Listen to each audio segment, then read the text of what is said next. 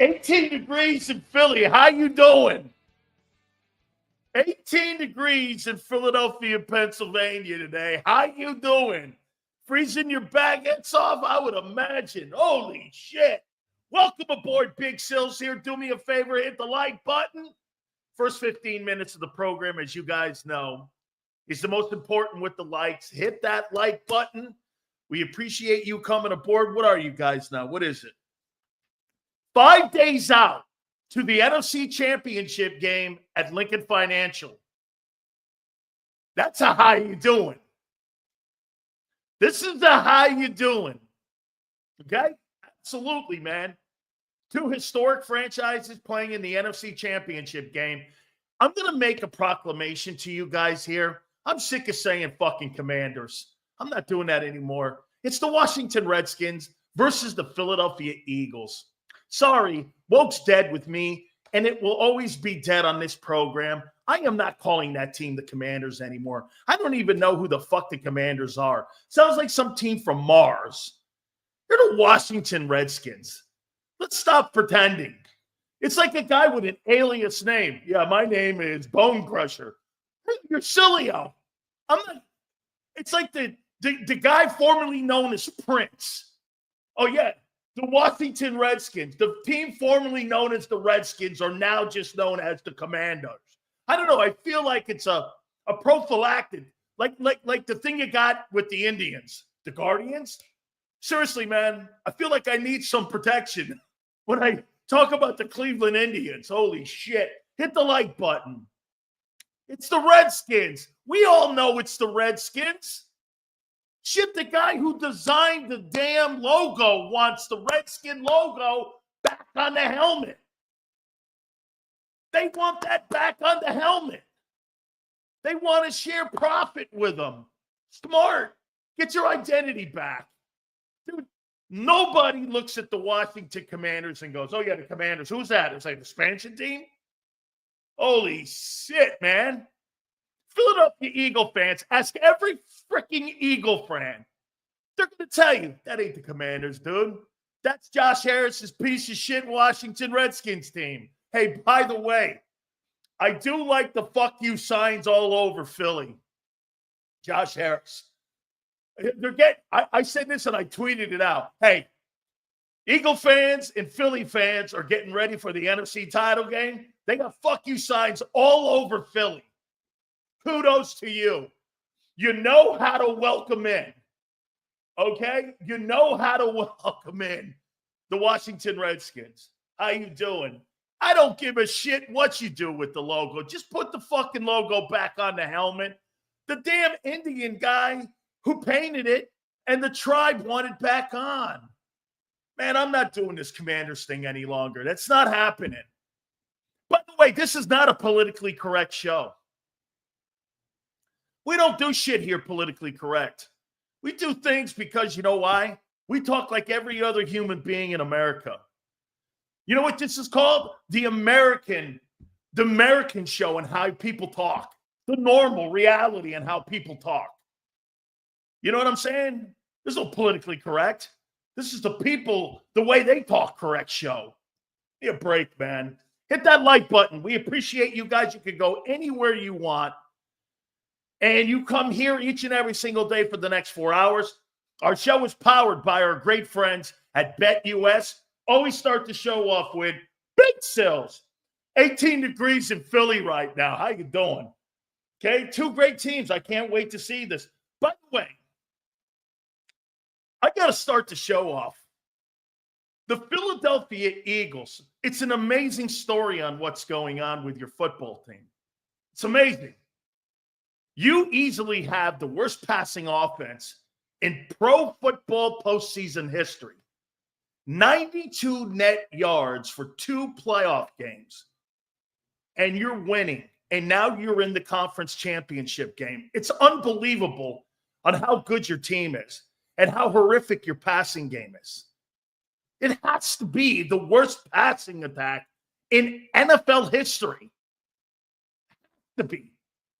In the Super Bowl era, I mean, if you want to go back to the 70s, But that was the norm, that people didn't throw the ball a lot. This is by far the worst passing offense, at least in the last 20 years in postseason play. And a team that has advanced to the NFC title game. Truly remarkable. It's a truly remarkable story on the roster, the coaching, how good the team is, how good the team has become. Hey, look, 16-3. No shit. 16-3 with the worst passing offense in postseason history. Absolutely. 92 net yards.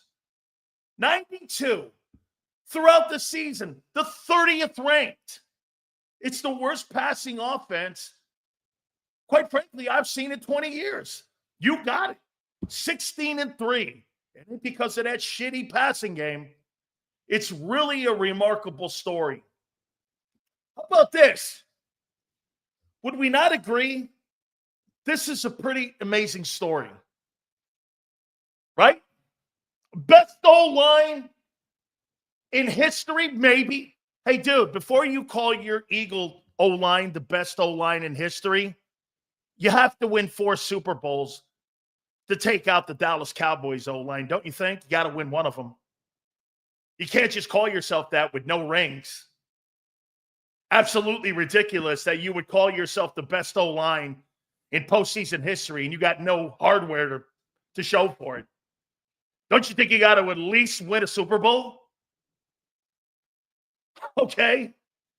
I mean, you got to win a Super Bowl. Right? I mean, you could talk all you want about how great your O-line is. Got to win a Super Bowl, though. I mean, 5 and 6, four titles in 6 years. It was for the Steelers that won those 4 Super Bowls. That great O-line they had. Funny, there's only one Hall of Famer off that line, though. Okay? You had Hall of Famers everywhere. The wide receivers, one running back, the quarterback, the coach. Only one offensive lineman played on that O-line that's in the Pro Football Hall of Fame, and that's Mike Webster. So that line, as good as it was, still one Hall of Famer on that line. And that Steeler team was sensational and driven by a defense and, of course, a running game. Bradshaw got better throwing the ball late in his career. He got way better. But early, it was more of a running attack. There's no doubt. Would we not agree that this football story for the Eagles, it really does come through the run game, right? Pretty remarkable.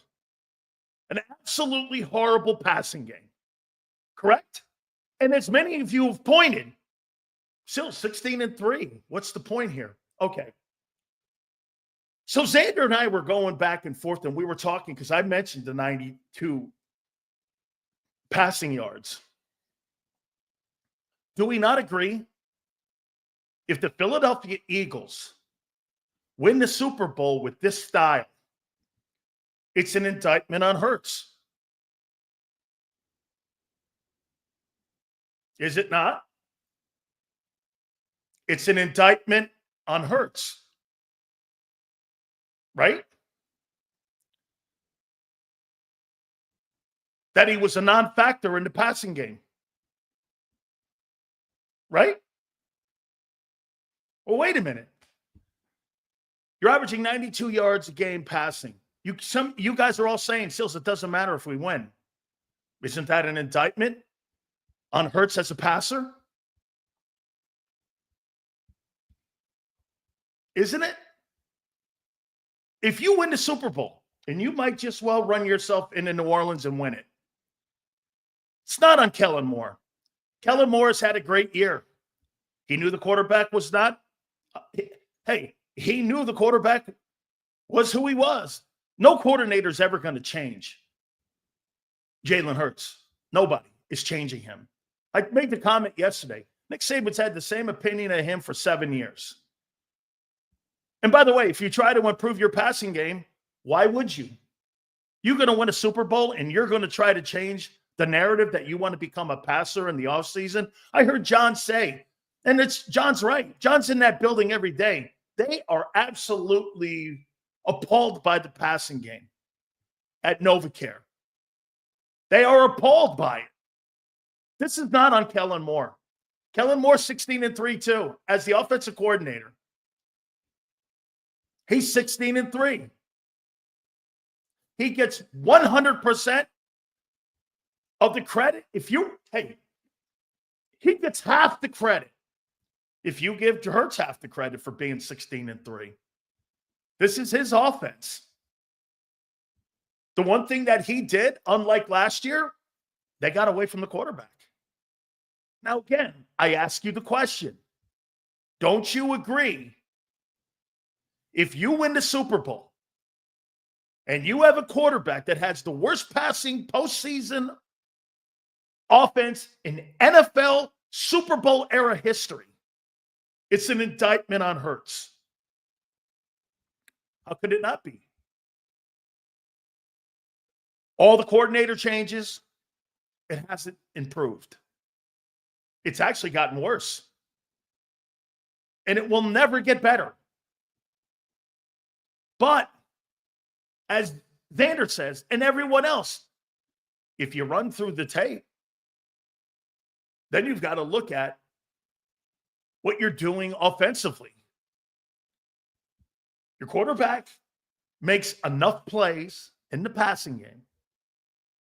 They don't turn. If you turn the ball over Sunday, you're losing. If you turn the ball over twice, you're going to lose the game Sunday. You know why? You don't have margin of error. You ran the ball for 285 yards as a team on Sunday, and the Rams had the last possession, as I've been saying, to beat you. You know why? Your passing game's not giving you enough balance.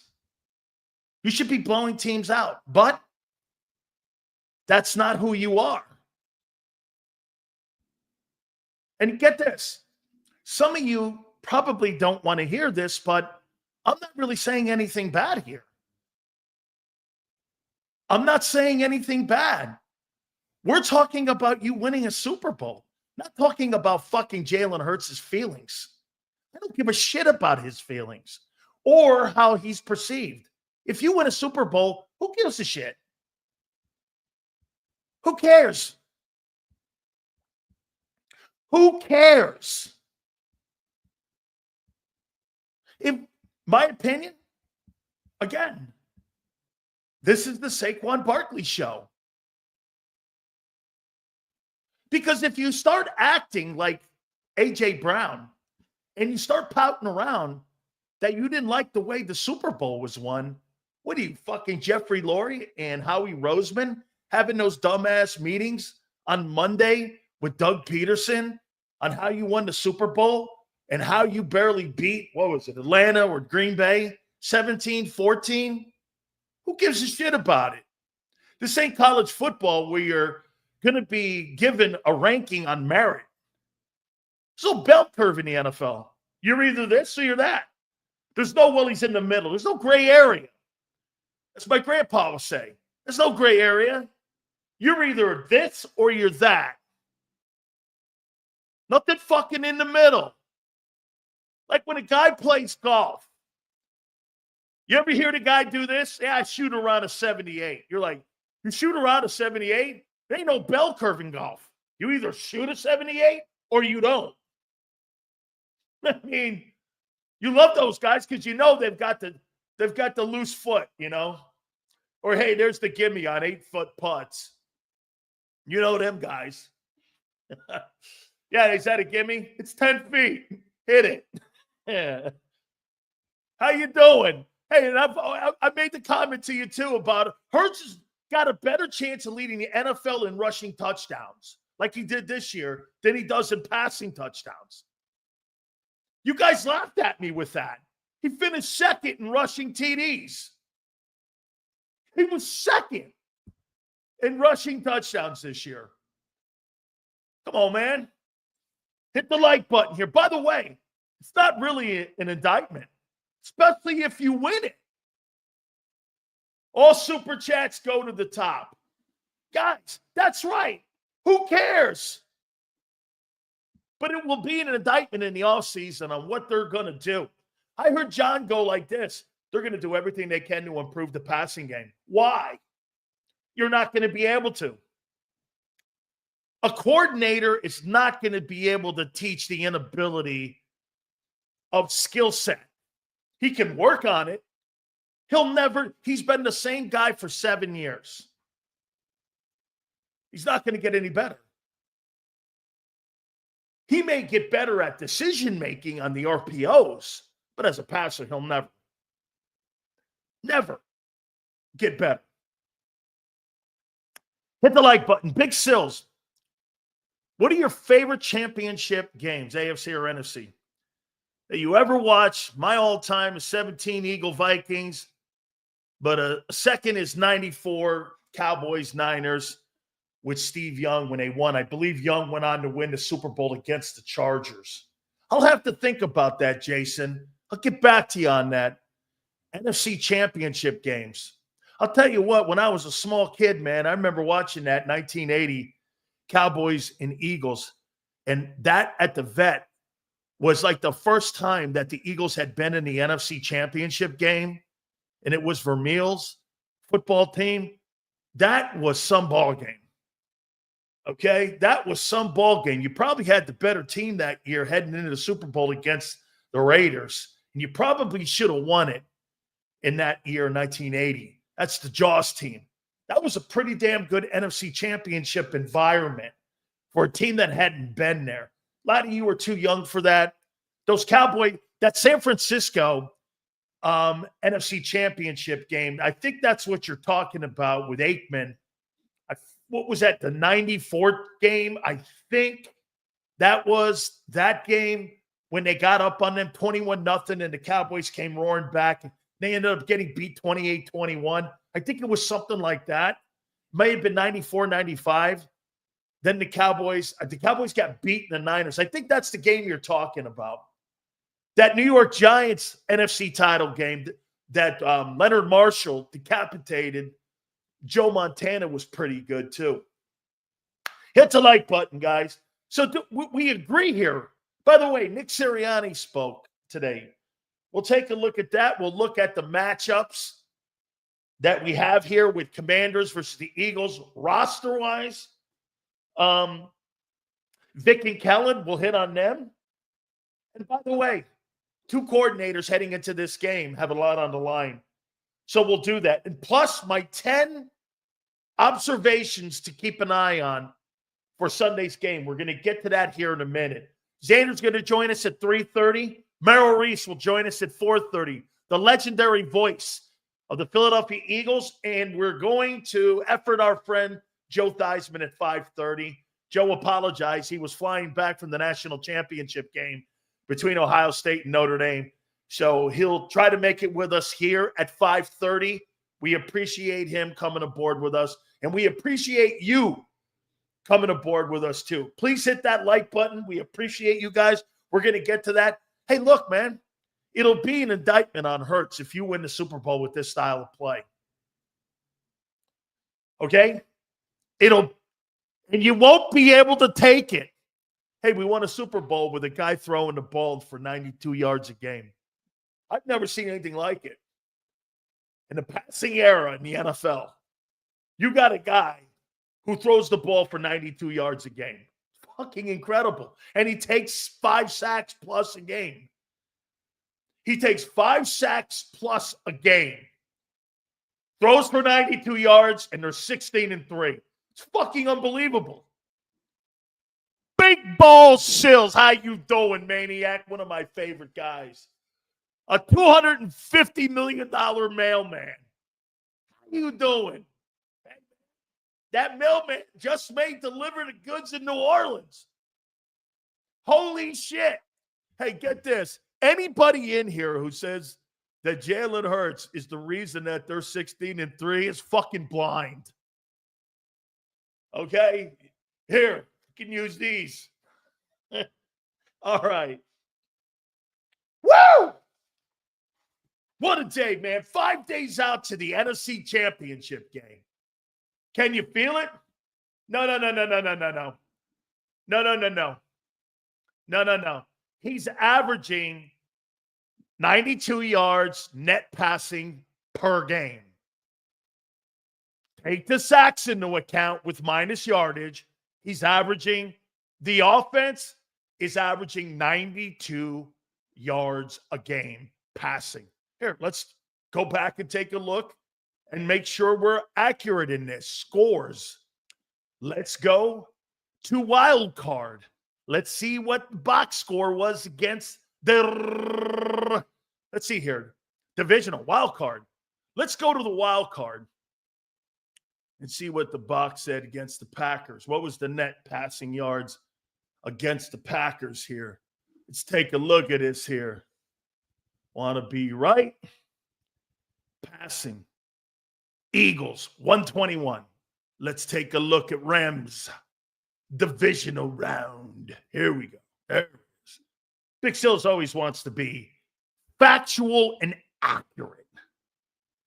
Let's see, team passing, 65 yards. Exactly what we said. 92 yards net passing. Woo! Hey, how you doing? Yeah! Let me add this up before I move on. 50 million. 35. There's 85. Devontae's 25. 9. There's 11. Goddard's 15. There's 31. There's $131 million a year, $235 million salary cap in 1, 2, 3, 4 players. And you've got a team that's averaging 92 yards passing in the playoffs. It's unbelievable. It's unbelievable how good your football team is when you don't have a passing game. I've never seen anything like it. It's one of. Congratulations. You're like beating people with like Bronco Nagurski and Red Grange. The Wheat Nice Man. Them guys back in the day. Like Red Grange days and Bronco Nagurski. Yeah. Whoa, man, old school football, playing tight defense and Bronco Nagurski offense. You look like Army. Or you look like Army. What's the guy's name? Bryson Daly? Is that the guy who's the quarterback in Army? Who had all them touchdowns and couldn't pass the ball to save his life? Bryson Hurts. That's what you got here. I love it. 49ers tried that style with Jimmy D. Jimmy G doesn't work. Why? They got to a Super Bowl. They got to the Super Bowl with him. Okay? Hey, man. I mean, congratulations. You just may win it, man. All right. Give me your idea what you think on Sunday the score is going to be. No, not your total takeaway yet. We still got a couple days to Friday, but where do you see this game being played? Excluding M. Reyes, where do you see this game being played on Sunday scoreboard-wise? Personally, I think it's under 43. I think it's around 43 and a half. Okay? I think it's around 43 and a half. Somewhere in there, right? 28-24. 35, that's 55 points. You think there's going to be more points flexing? Okay. 24-21. Okay. Yeah. No, he hasn't, but we're a running team, which is part of, that's half to his game. That's right. If not more than half. Absolutely, man. AJ's hurt. That's why you think he sucks at passing this year? All right. So now AJ's hurt.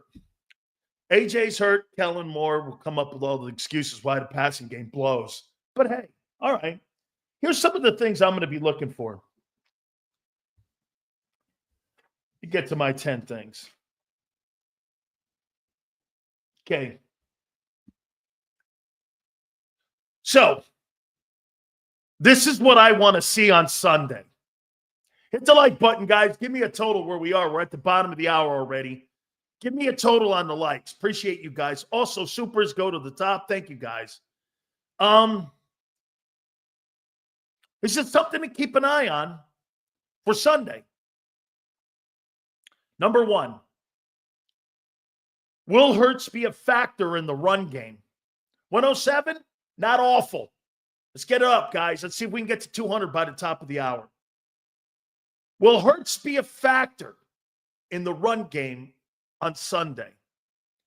That is going to be the million-dollar question. Because we just mentioned to you, they have no passing game. And hopefully, William, is not a strategy. Wishful thinking is not a strategy. Okay? That's something to keep an eye on.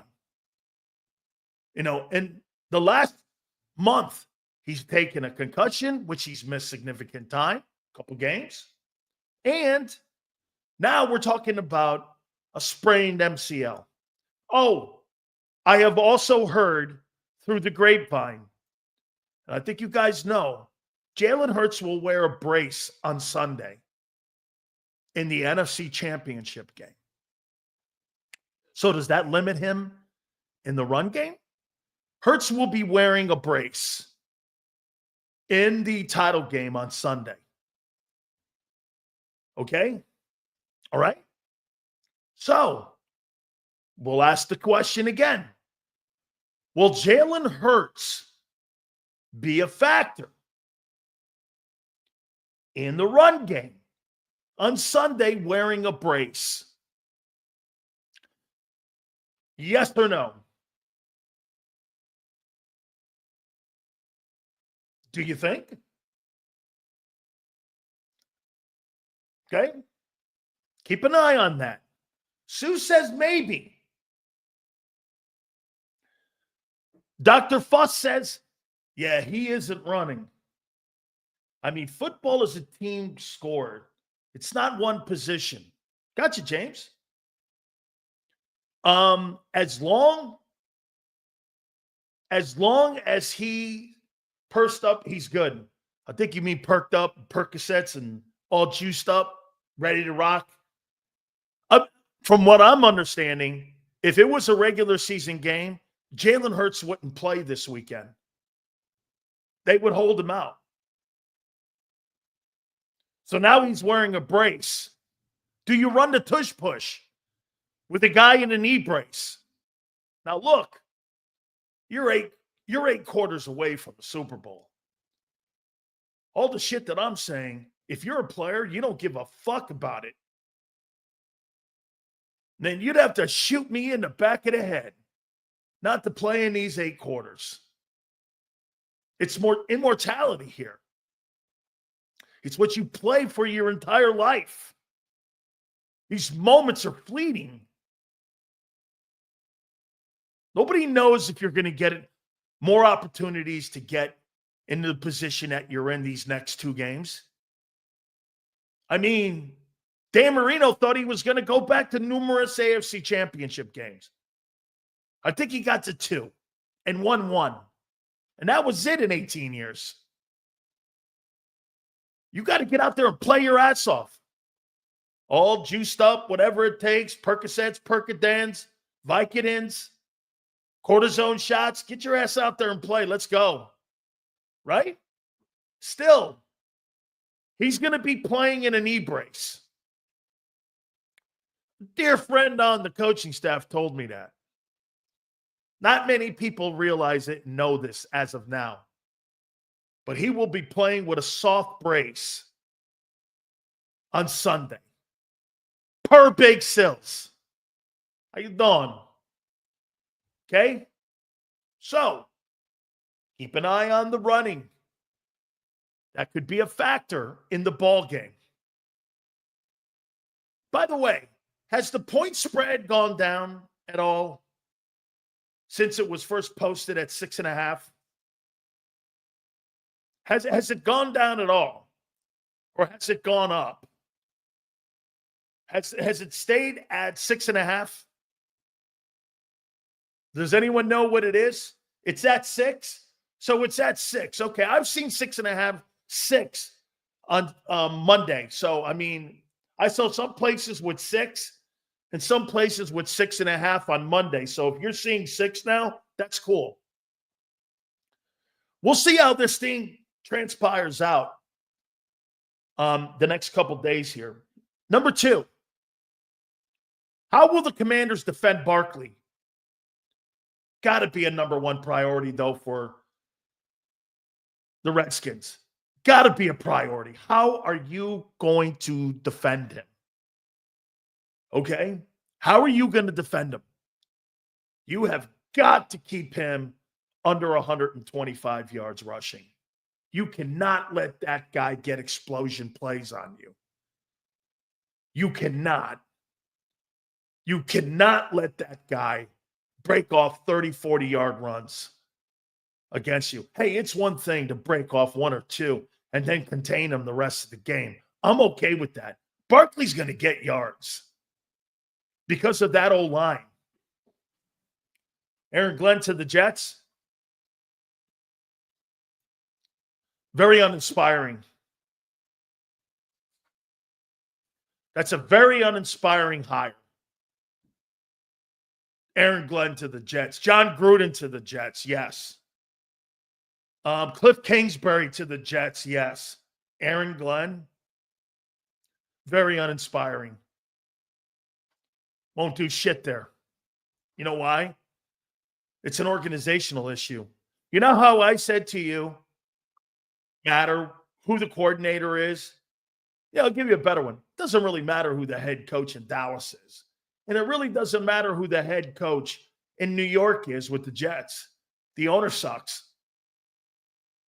When you're making personnel decisions based off of a Madden game, I don't know what to tell you.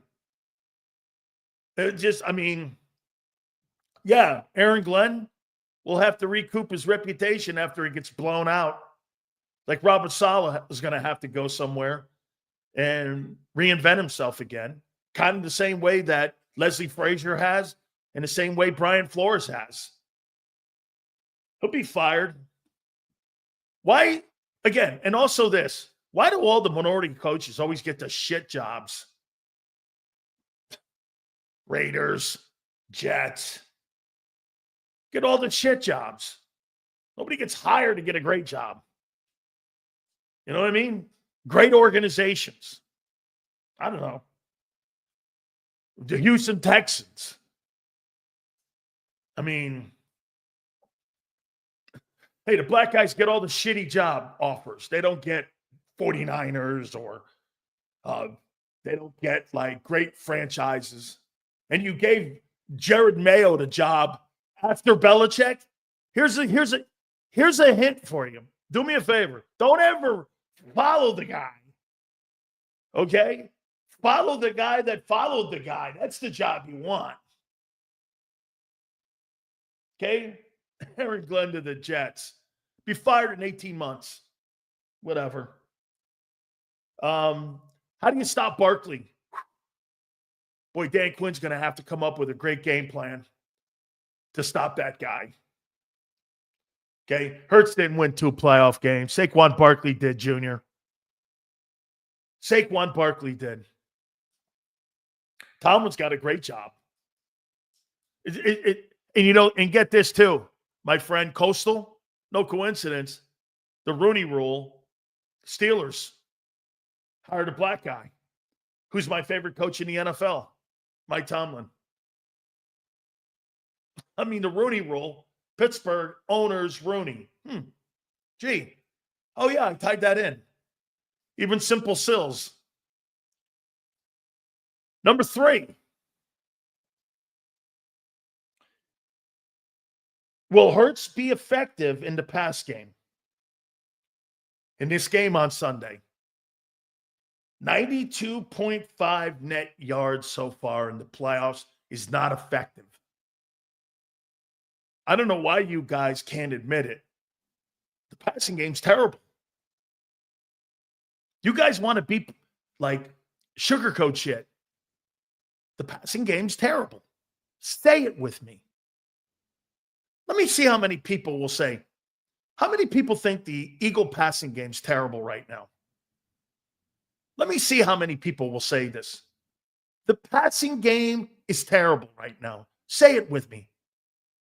Do you agree? Okay. Do you agree? Okay. Okay. Get this. Leon goes, same topic. Same topic because it's the same shit every week. It sucked every week. I don't sit around talking about the Rams. I'm not talking about the Steeler game. I'm talking about what you've done in the playoffs.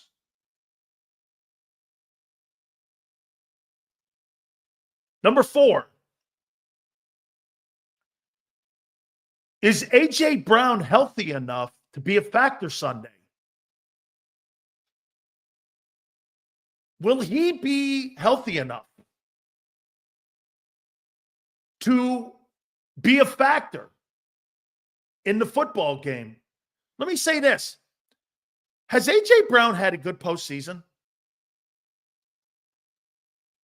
Has he had a good postseason, you think?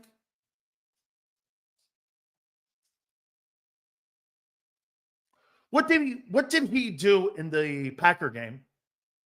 And what did he do in the Ram game? Can somebody help me out? I know he had nothing in the Rams game. He had 1 catch or 2 catches.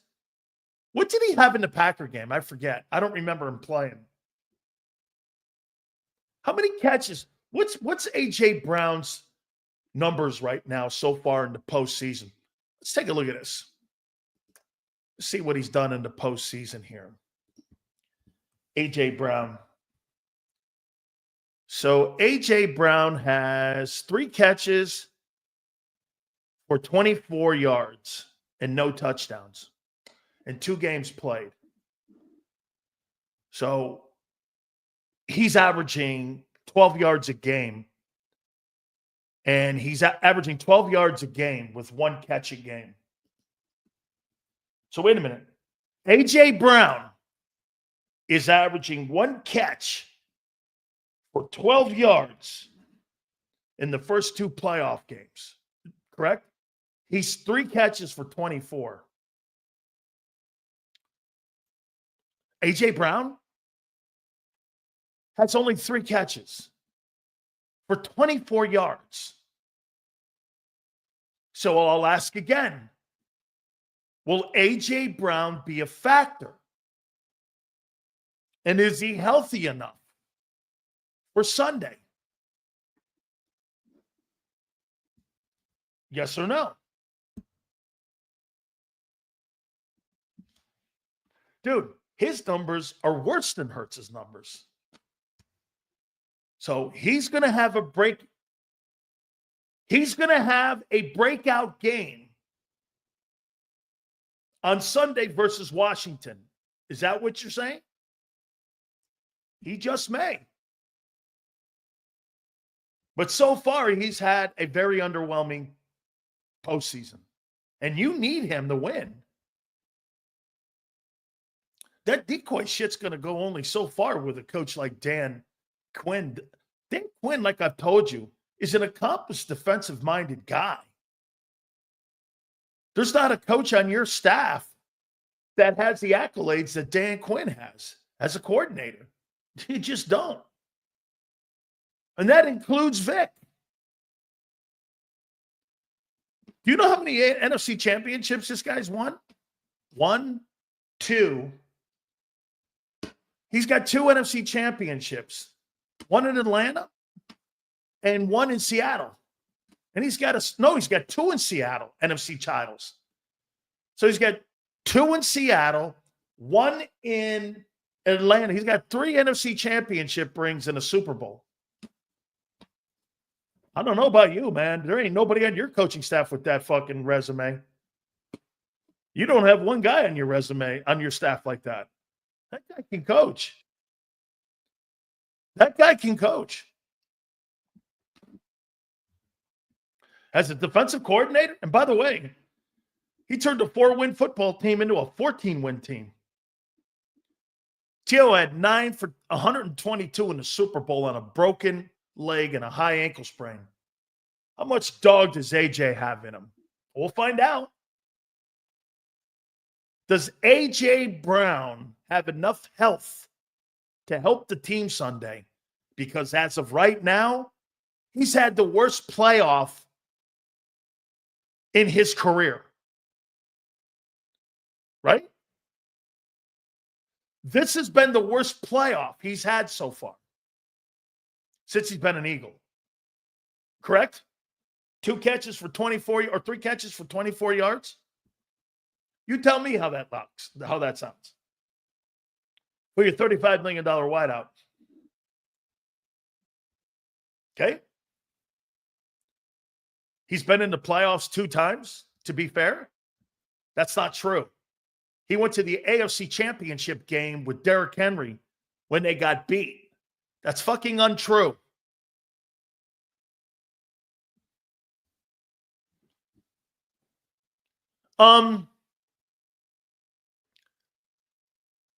Okay, here's the next one.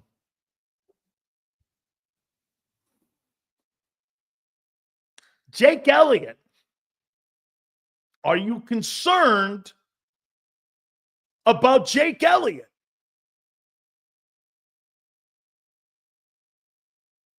Are you concerned about a guy who kept the Rams in the game and gave the Rams the last opportunity to win it because of the 2 missed PATs?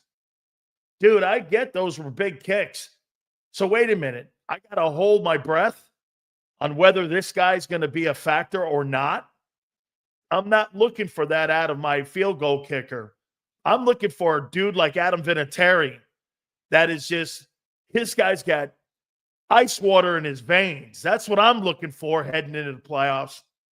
I want a guy who's got ice water in his veins. And when that guy lines up, the football team's got a 90% chance of getting it done because points are going to be a premium in this game, especially if Hurts is limited. Especially if Hurts is limited.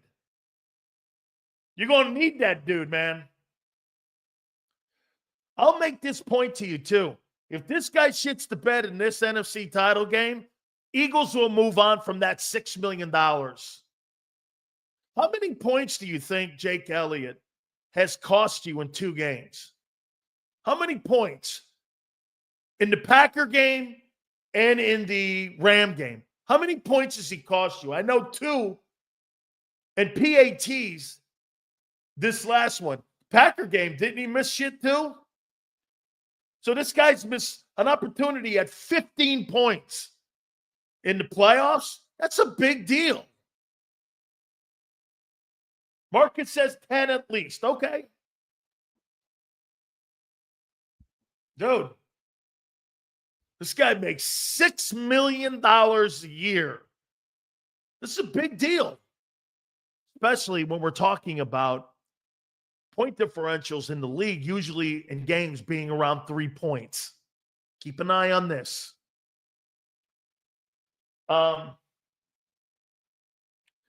This is on the Redskins side. Jaden Daniels has to protect the football.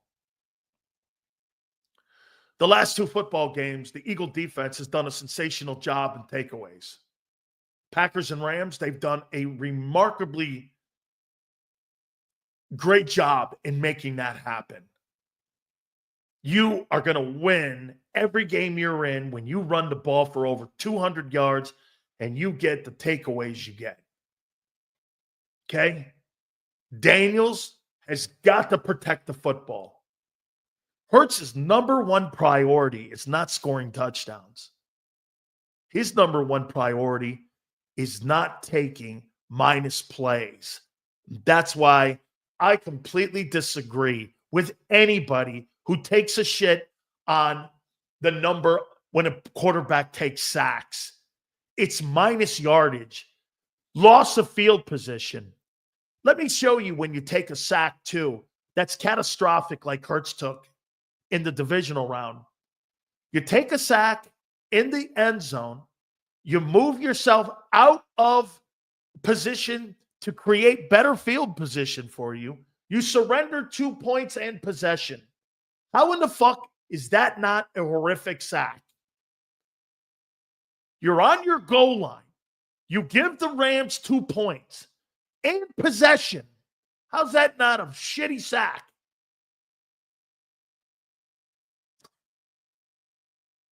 And you took 7 in the game. Those 7 sacks kept the Rams in it. Missed opportunities by Elliott and a limited passing game all kept the game close. Were you better? Yeah. You've been better in both games. But you're limited. And you see the limitations on the offense. You keep asking, why can't we finish? And then I'm going to give it one more time on Vic. Vic's worst moment this year was in the last 3 minutes of the Rams game when he went to that prevent and allowed the Rams just to chug on down the field like that and then get themselves in a position with the timeouts to get the ball back for a shot to win the game on the 13-yard line. That was shitty defense by Vic Fangio and his group. Why do you go to prevent? You're in the snow. The chances of them getting a plus 35-yarder in the snow with no timeouts and a minute 10 left is not happening. But you allowed it with that soft-ass zone defense to have them guys go right down the field. That was shitty. They scored like in 20 seconds.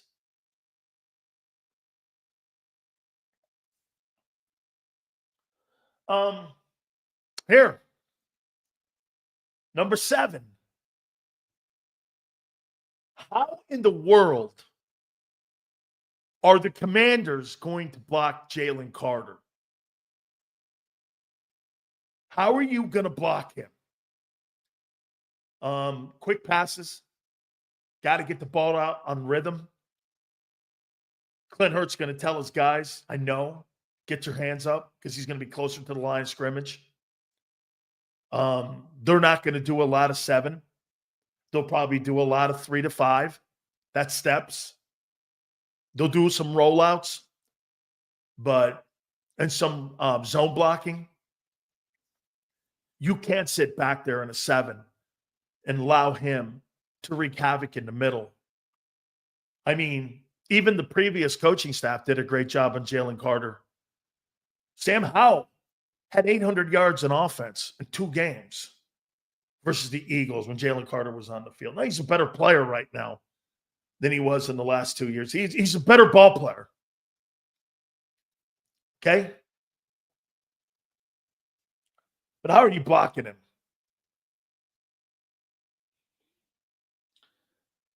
Number 8.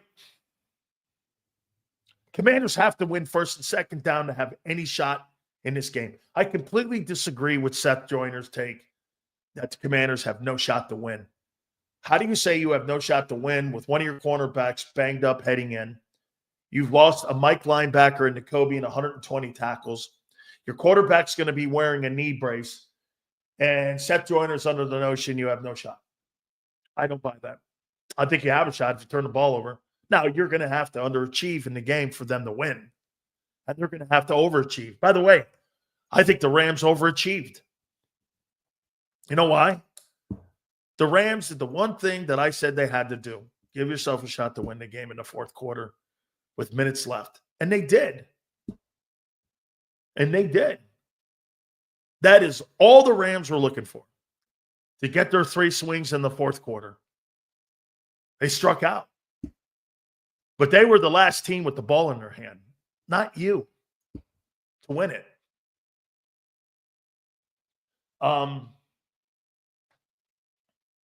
They've got to win first and second down,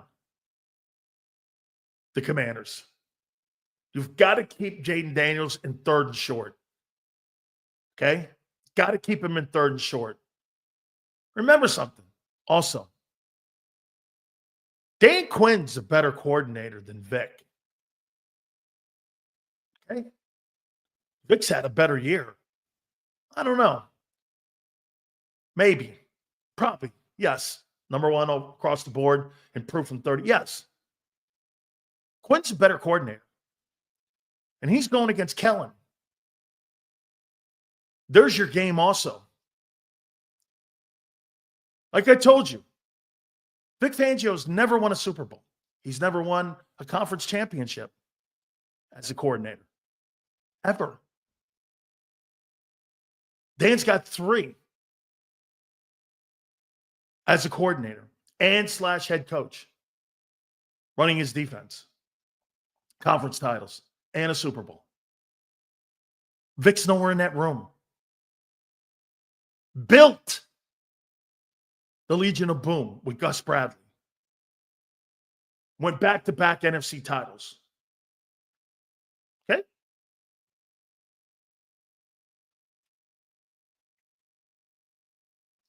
And by the way, 28-3 means what?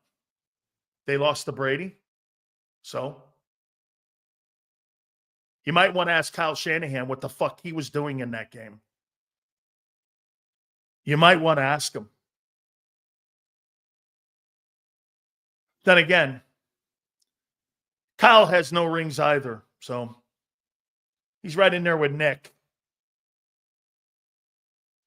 But like I said, as a defensive coordinator, Dan Quinn's got 3 conference titles and a Super Bowl. End of story. I think the Commanders have to play with the lead. I think they've got to play with the lead in this game.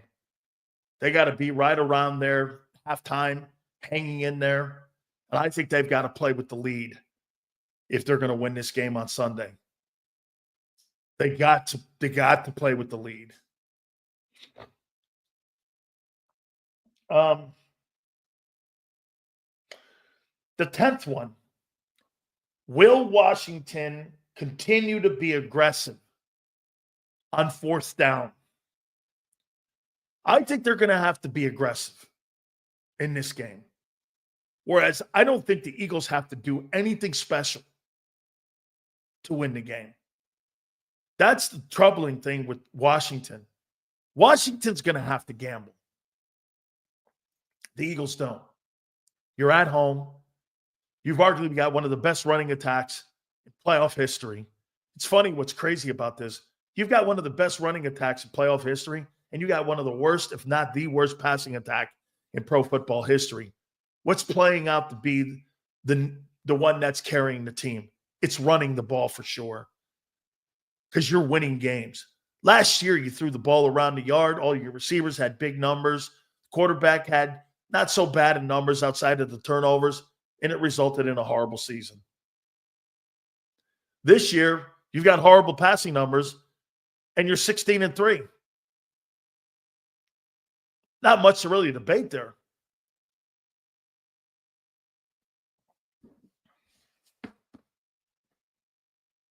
I think they've got to remain aggressive. Okay? I do. Guys, give me a total, please. On the likes, hit the like button. Listen, here. If Jalen Hurts goes for 140 yards rushing and another 50 passing, and he comes away with 2 TDs and Barkley goes north of 125 and 2 touchdowns, and they don't turn the ball over, game's over.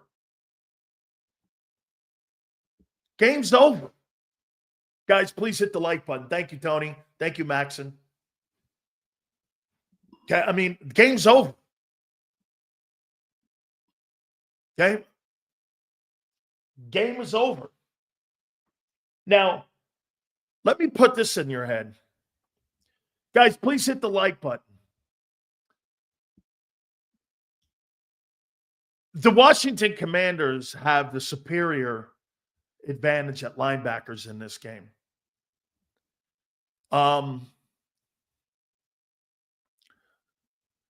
They're going to have exceptional games.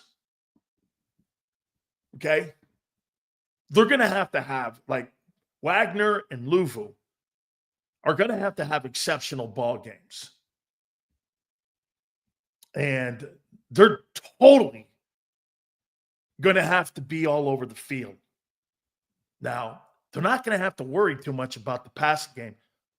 except for God. Okay? Except for God. 140 passing and 50 rushing, somewhere in there. Okay? Somewhere in there.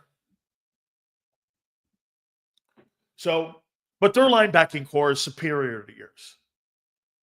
I mean, Dean makes the conversation a little bit different if he's in there. But you're playing with a backup. They've got 2 second-team All-Pros playing in there with Wagner and Louisville. Okay? I mean, they're better. One guy's going to Canton, and he's still playing good. Okay? So, I mean, by the way, I love the way Frankie Louvu plays. I like dirty players, nasty players, guys who play on the edge. I would like to have a whole team of them. I don't have a problem with it. And by the way, it's a total clean hit on Hurts. Stop fucking moaning. It's football. Guy got his head put in the turf. Welcome to football. Does he go out looking to be aggressive? I'd rather tell my player not to be too aggressive than to go, dude, you need to pick your game up and be more aggressive. Who would you rather talk to? Okay? Not a chance in hell a dirty hit.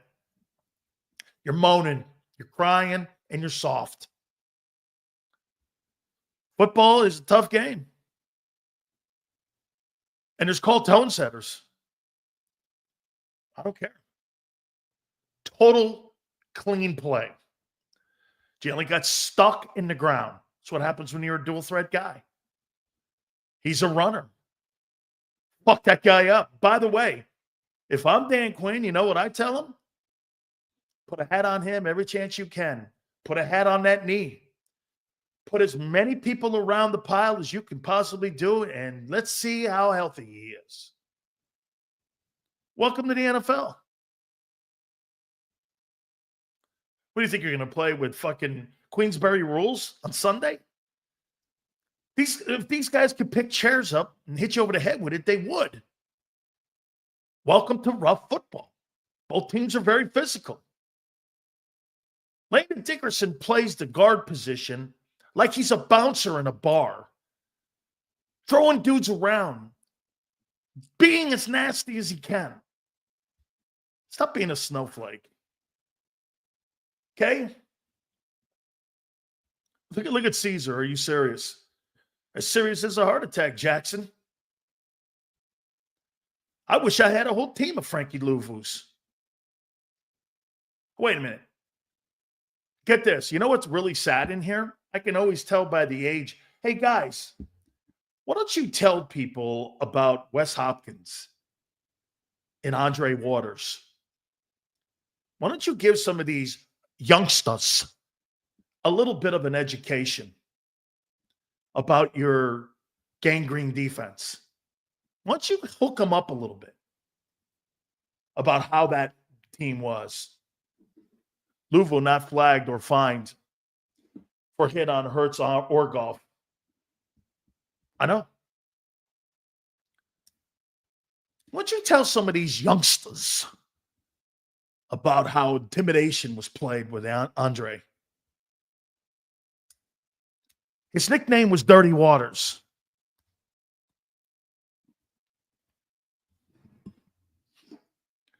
And that team's legendary because of it. That's right. Teams were afraid of Andre and Wes Hopkins coming across the middle. You didn't fucking come across the middle with that defense sitting back there like that. No way. You get decapitated. And then they would talk shit over you. And then they would kick you or hit you late. Welcome to the NFL.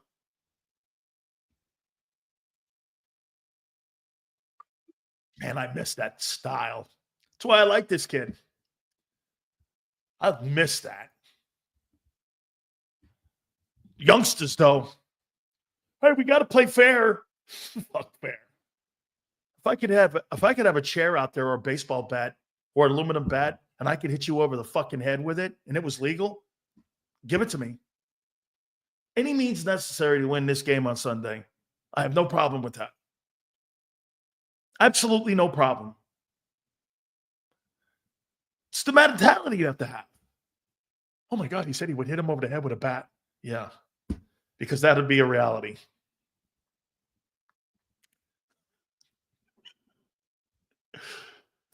Yeah, don't worry. We got big boys up front. They'll put a hat on Louisville. Oh, yeah. And they don't think they forgot the last game? Bearded Willie? Absolutely, man. Crank that shit up, Bearded Willie. I love that. You're right. There's the guy that fucked my quarterback up. You see that guy, Louisville? I'm going to put my helmet in that guy's ribs, and I'm going to drive him all the way down to South Philly in some guinea bar, and I'm going to put him on his back until this guy says, when? I'm going to kill that guy for hurting my quarterback. Sure. It goes both ways. You don't think Jordan Milano wants a piece of that guy? Or Cam Jurgens wants a piece of that guy?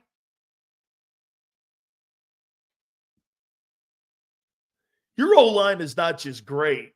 It's nasty.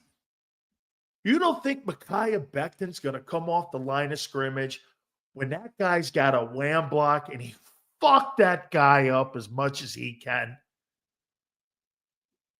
This is hand-to-hand combat Sunday.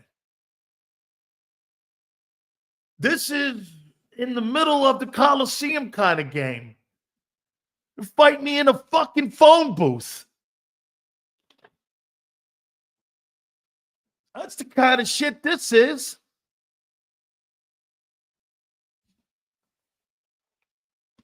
Stop with this modern day mentality of softness. Go beat the shit out of that guy. Go fuck that guy up. Both sides. Louisville's going to do everything he can to decapitate Hurts. It's a division rival. It's Redskins and Eagles. Don't forget that.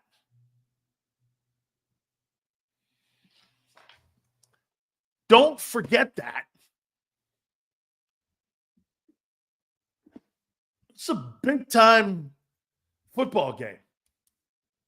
Hey, by the way, the NFC East mattered this year. Whoever would have won the East would have been hosting that playoff game. But, hey, you want to hear something crazy? Here, you want to hear something crazy? Who would have ever thought that the Washington Redskins, year removed from Daniel Snyder, or any NFC title game, shows you what a cancer he was. Adam Peters has done a remarkable job with that football team.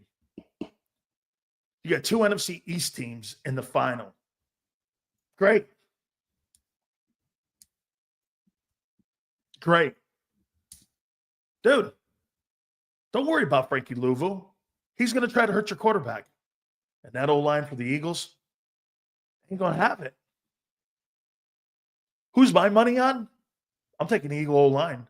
Frankie Louisville, who I love.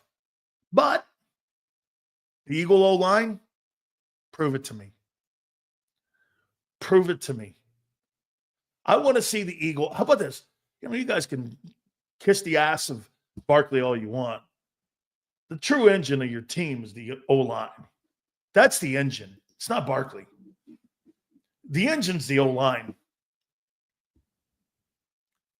That offensive line's the engine. We need you for a hype man. Hey, man. Washington's physical. Eagles are more physical. Frankie Louisville's a tough guy. Yeah, well, I got tougher guys. I want to play against tough guys.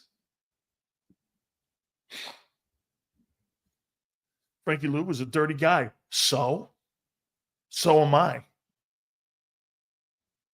Hey, Frankie Louisville, you want to see dirty? I'll show you dirty. when I put your head into the goalpost because I've driven you 10 yards for killing my quarterback. I would have that mentality too.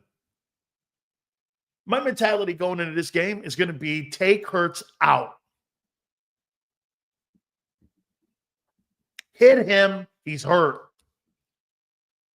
Now, look, man, I'm not talking about doing stupid shit, diving at knees and stuff. Nobody wants that. We're all brothers in this thing.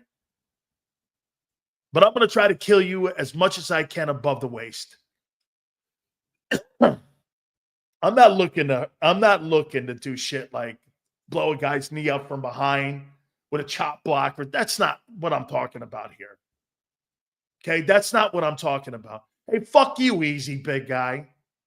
Ever competed in your life? Or do you play, what do you play? Hopscotch? Jacks? What do you play? Tonk? Easy. Ain't no nothing easy about Sunday. Easy. If it was easy, all of you people in the stands would be down there on the field. That's why there's more people in the stands than on the field. Because it ain't that easy.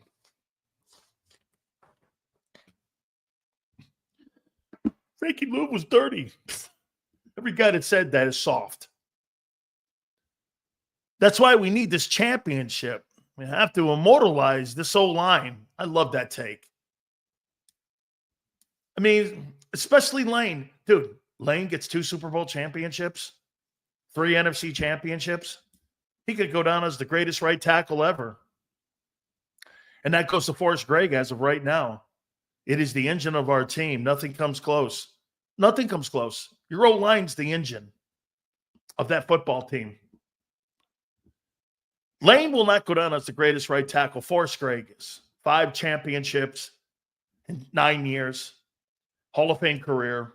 Played with Lombardi. Not happening. But he'll be in the top 5.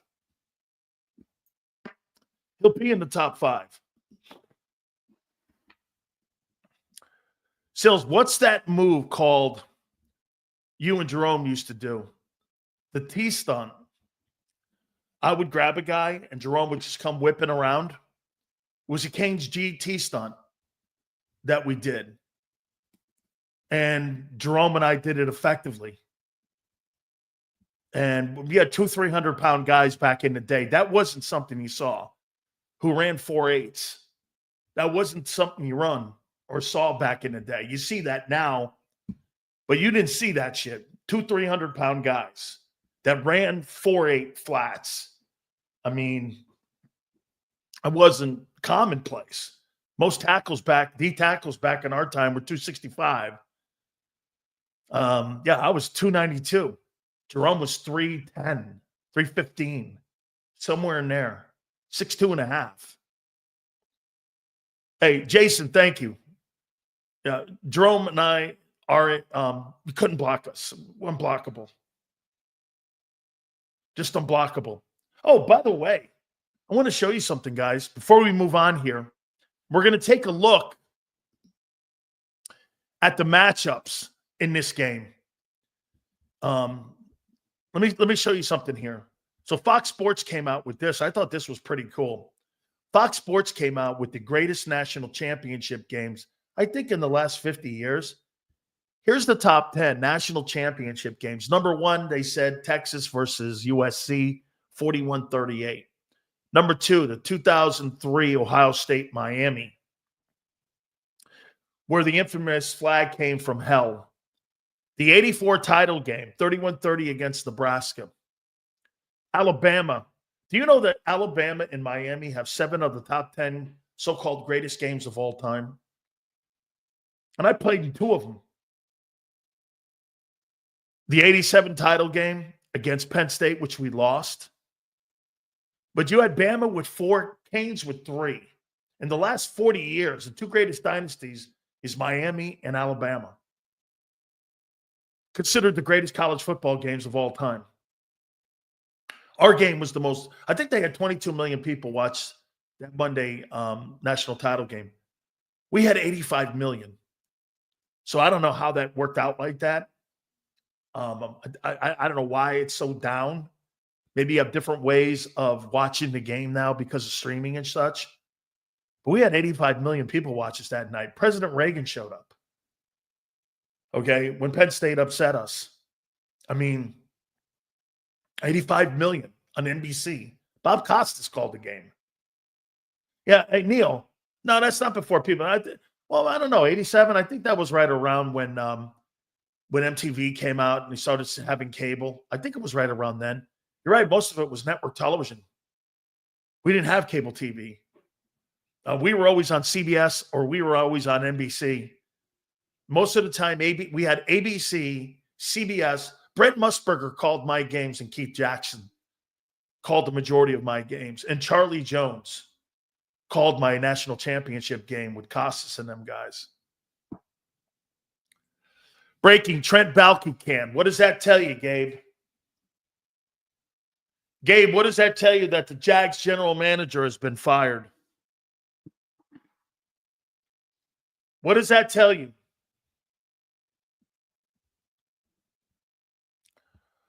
What does that tell you that Trent Baalke, the general manager of the Jacksonville Jaguars? Okay. Rebuild. The next coach they're hiring is going to have autonomy over the staff and also over the personnel that's going to be brought in. Does that mean Pete Carroll? Does that mean John Gruden?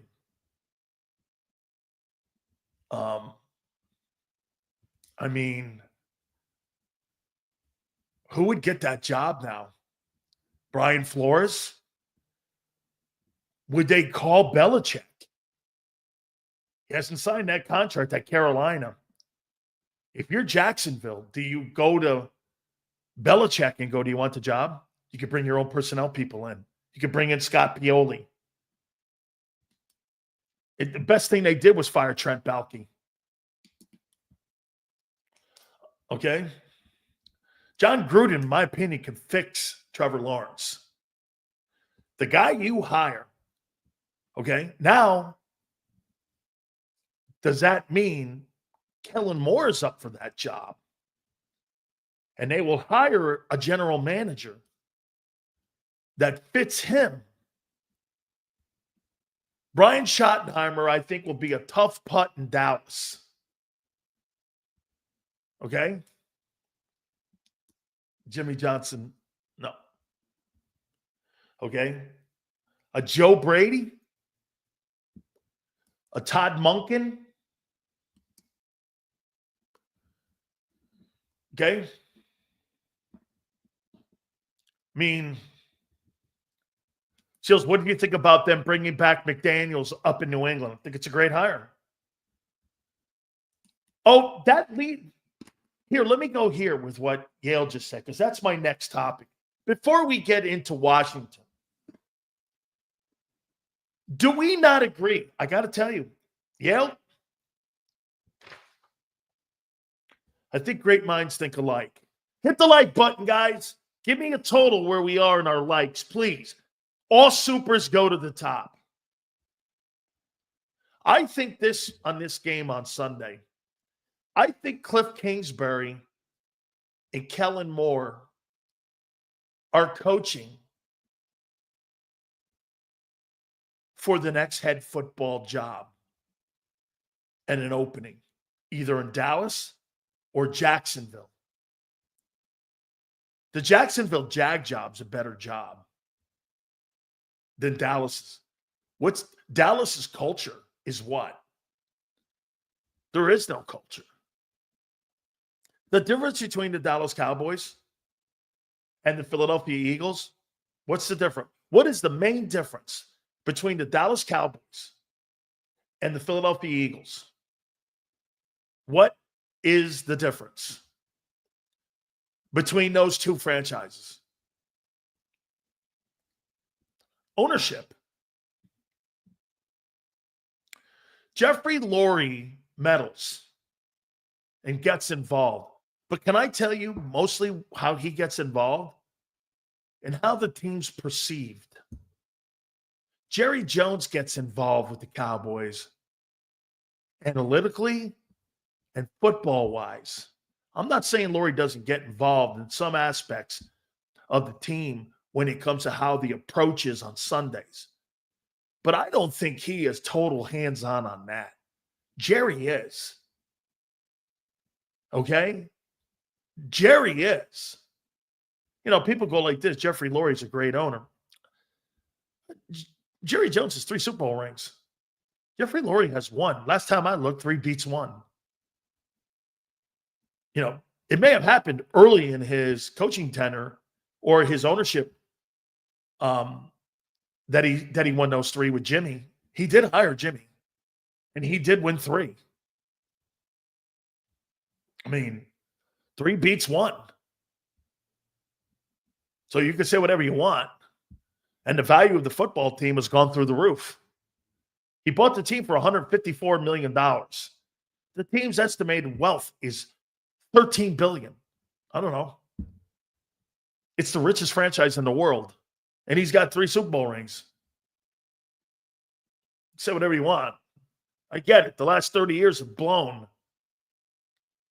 Okay? I mean, yeah, Pete Carroll. I mean, that would not shock me if Pete Carroll got that Jags job now. Because it's going to be a high-profile coach get that job. I mean, it's going to be somebody that's going to be able to work with that respected coach.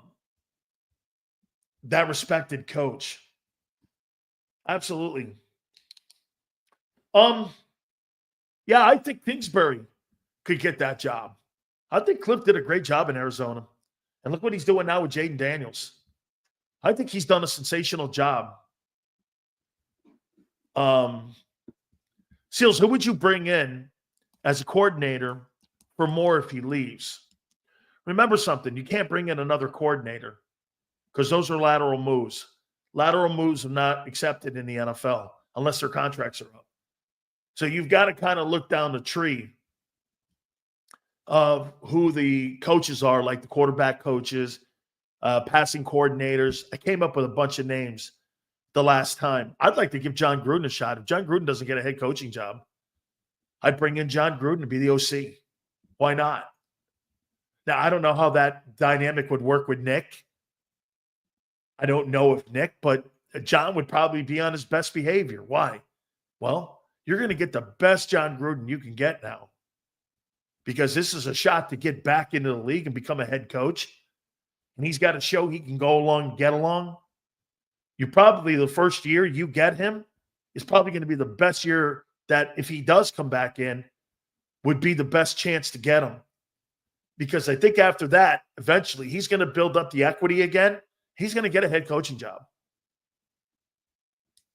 He would get a head coaching. If John Gruden didn't have the emails out there, he'd be making $20 million a year coaching either the Raiders or somewhere else. Okay? I mean, the only reason he's not coaching, and by the way, for the record, this may not be politically correct, but because Trump's in the White House, that attitude now is a little bit more suppressed and more tolerated. You're going to get an opportunity, in my opinion, if you're John Gruden, to get a shot at being a coordinator or head coach again. If that had remained the same in Washington, probably not, because the environment and the landscape probably wouldn't be conducive to that. You got to go with the winds of the politics in the country. The winds of the politics in the country, okay, will probably help him at least have a conversation. I'm not saying right or wrong. It's just what it is. Okay? Sills,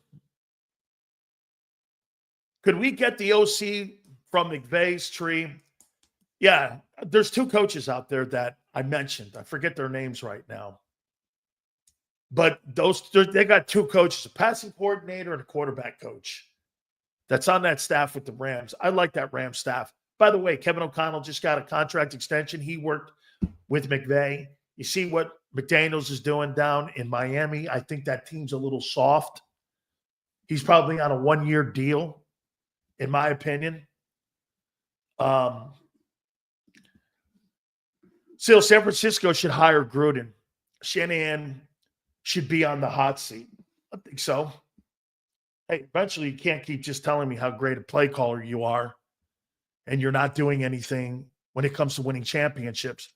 I can't sit here and shit on Nick Sirianni and Kyle Shanahan's being called a great play caller, and every time he gets in those big games, he folds his tent. I mean, he has to have criticism too. Right, Niner all day? Dude, I mean, seriously, like Abe said, you guys put out 28-3. Well, he was the OC on that team. Then he dropped these 2 Super Bowls with suspect conservative play calling in the second half of those games. I don't know. Eventually, if you're going to say this about Lamar and Allen, he's got to win too. Or he'll go down he'll go down as a guy that you were looking at him and you go, boy, he was a really good play caller. That's not what I want on my headstone when I leave this earth. I want to have it on here. This guy won a shitload of NFL games and a couple of championships. This guy was one of the best coaches in the NFL.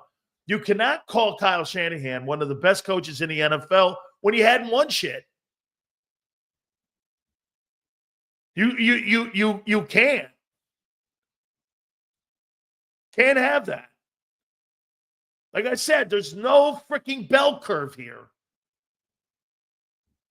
for anyone. Here, if Jalen Hurts doesn't win a Super Bowl in his career, he'll be in the McNabb conversation. Who was better? Yeah, but they didn't win. I know.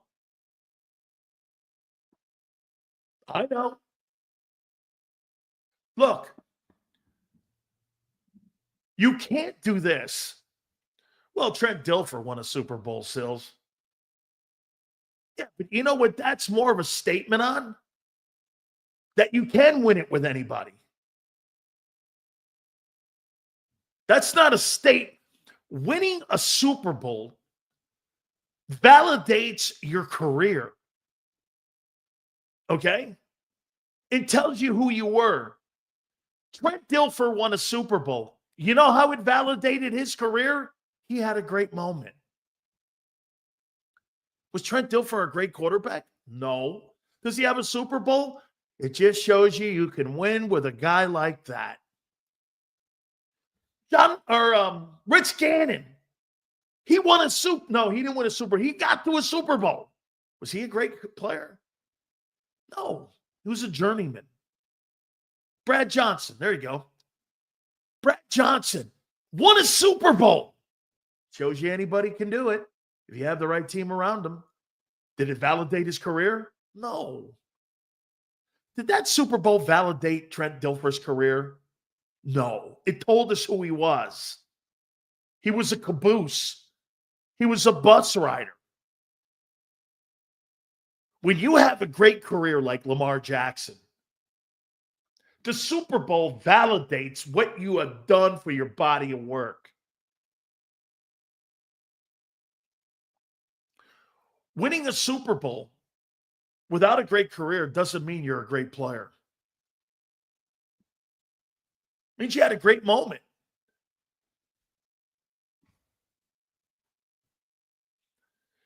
Sills, Bradshaw has a career of being a caboose. You know what? I think the first 2 Super Bowls he was.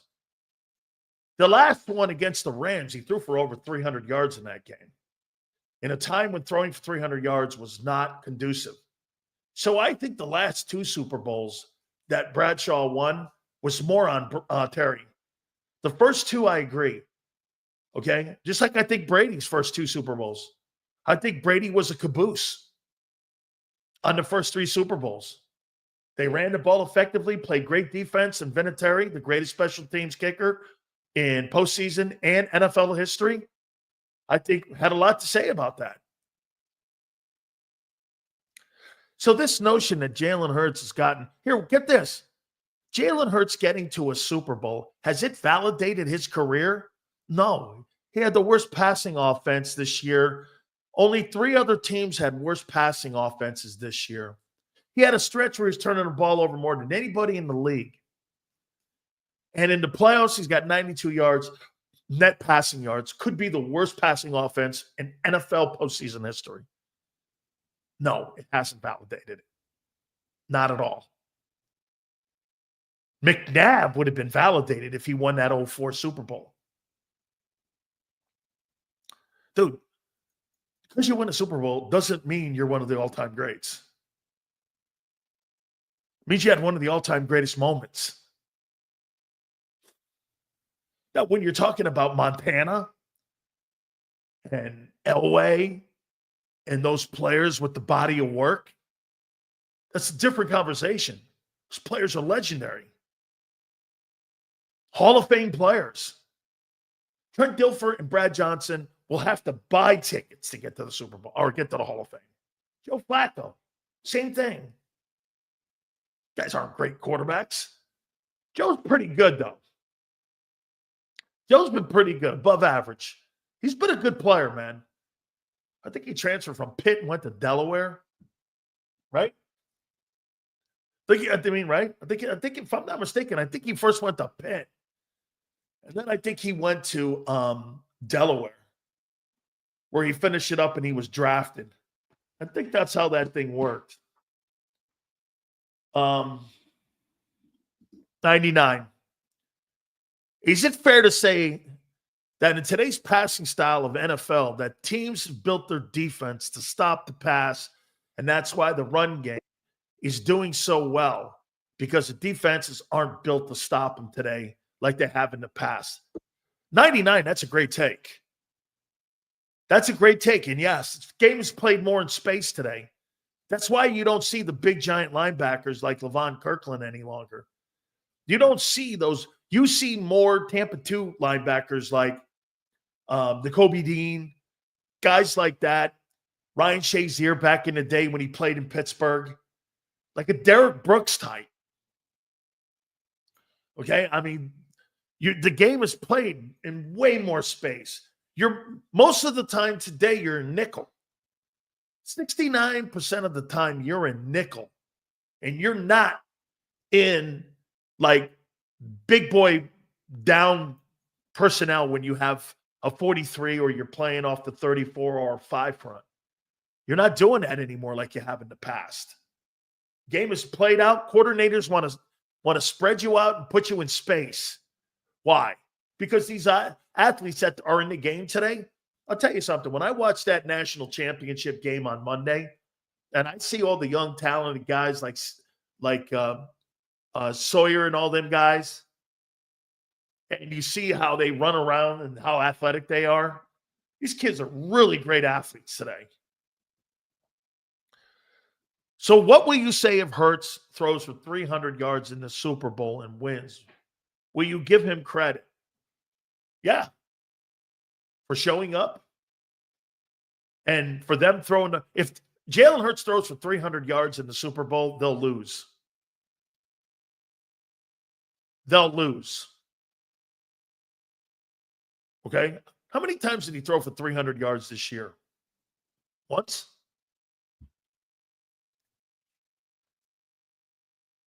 Right? Once? And as them Reyes will remind you, they're 16-3 with a guy that's averaging 92 net yards.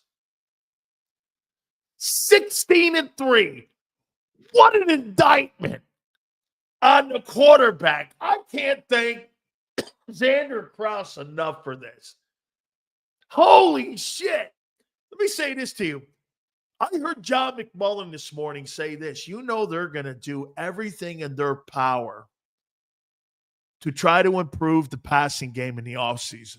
My question would come back to you is like, so if you go 18-3 and you win the fucking Super Bowl, you're going to try and reinvent the wheel? Knowing full well the guy can't do it? Or at minimum, to see if he can do it, I told you the guy would be a one-year wonder in the passing game in 22, and it's planned out that way. All the super chats go to the top. You guys shouldn't be moaning here, man. You have an opportunity to run yourself to New Orleans and potentially another championship. The second one in 7 years. And you're fucking crying to me about a guy not looking good in the pocket. Come on now. Where you going here? The fuck are you talking about? Who gives a shit how that guy looks? Do your job.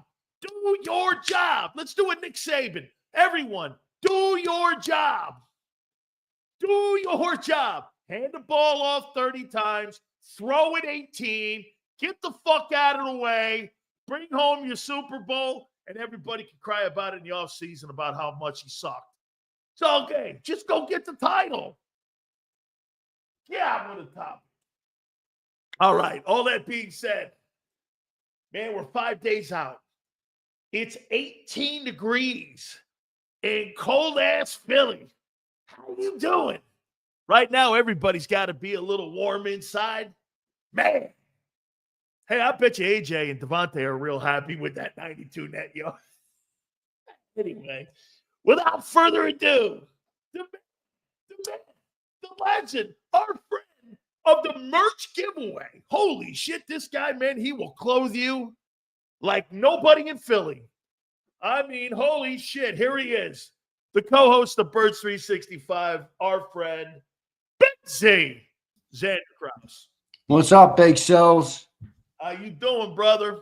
That was the best minute of content that you put out in maybe all season right there. Second Super Bowl in 8 years. Who gives a shit what that guy looks like? That was great. Exactly right. I thought it was interesting. John said that everyone in the NovaCare Center is pissed off that the offensive passing game looks the way it does. I've become more like you. Who gives a fuck? I got 2 games for the next 2 games, I don't have to worry about that.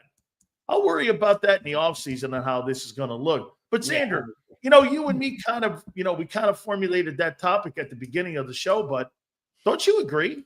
That would be a complete big spin on it, let's be clear. Wait a minute. Wait. Won't that be an indictment, though, on the quarterback if they win it with this style? It depends. It can go 2 ways, all right? If Jalen Hurts is able to string together a dynasty and this team can piece together multiple Super Bowls in this era of Eagles football in the next, call it, decade, or, he's 26 now, say till he's 33. All right, if he gets multiple, it looks like he had a dynasty. If you have 1 Super Bowl and you look back on it in 10 years, I don't think it's a bad look on him, but it's certainly everybody will certainly say, yeah, I mean, that was a Saquon Barkley and Eagles defense Super Bowl. I'm not saying that as a bad thing.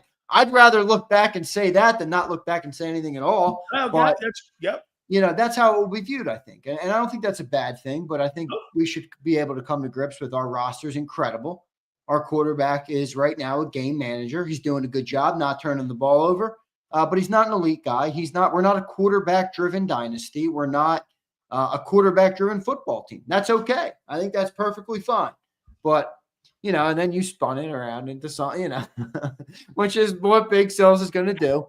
But I do think that's how it will be looked back on. And again, I don't care. As long as we can look back and say something, I'll be happy. What? Me? Spin anything? Holy shit here. All right. Let's go down the list of what observations that we are going to look at here on Sunday here.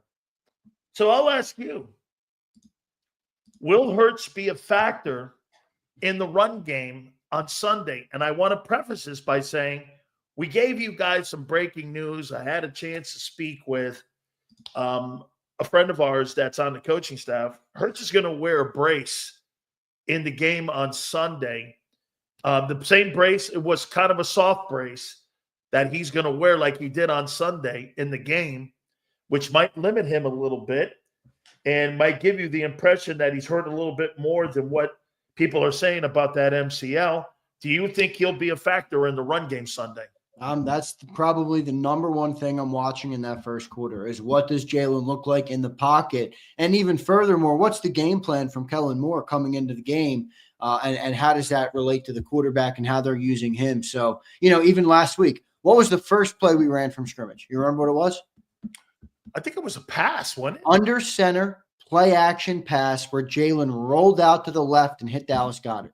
Okay? You don't run that play if your quarterback has a banged up knee. It's going to be very interesting to see how they approach the game offensively early in the game. So I'll be watching that. And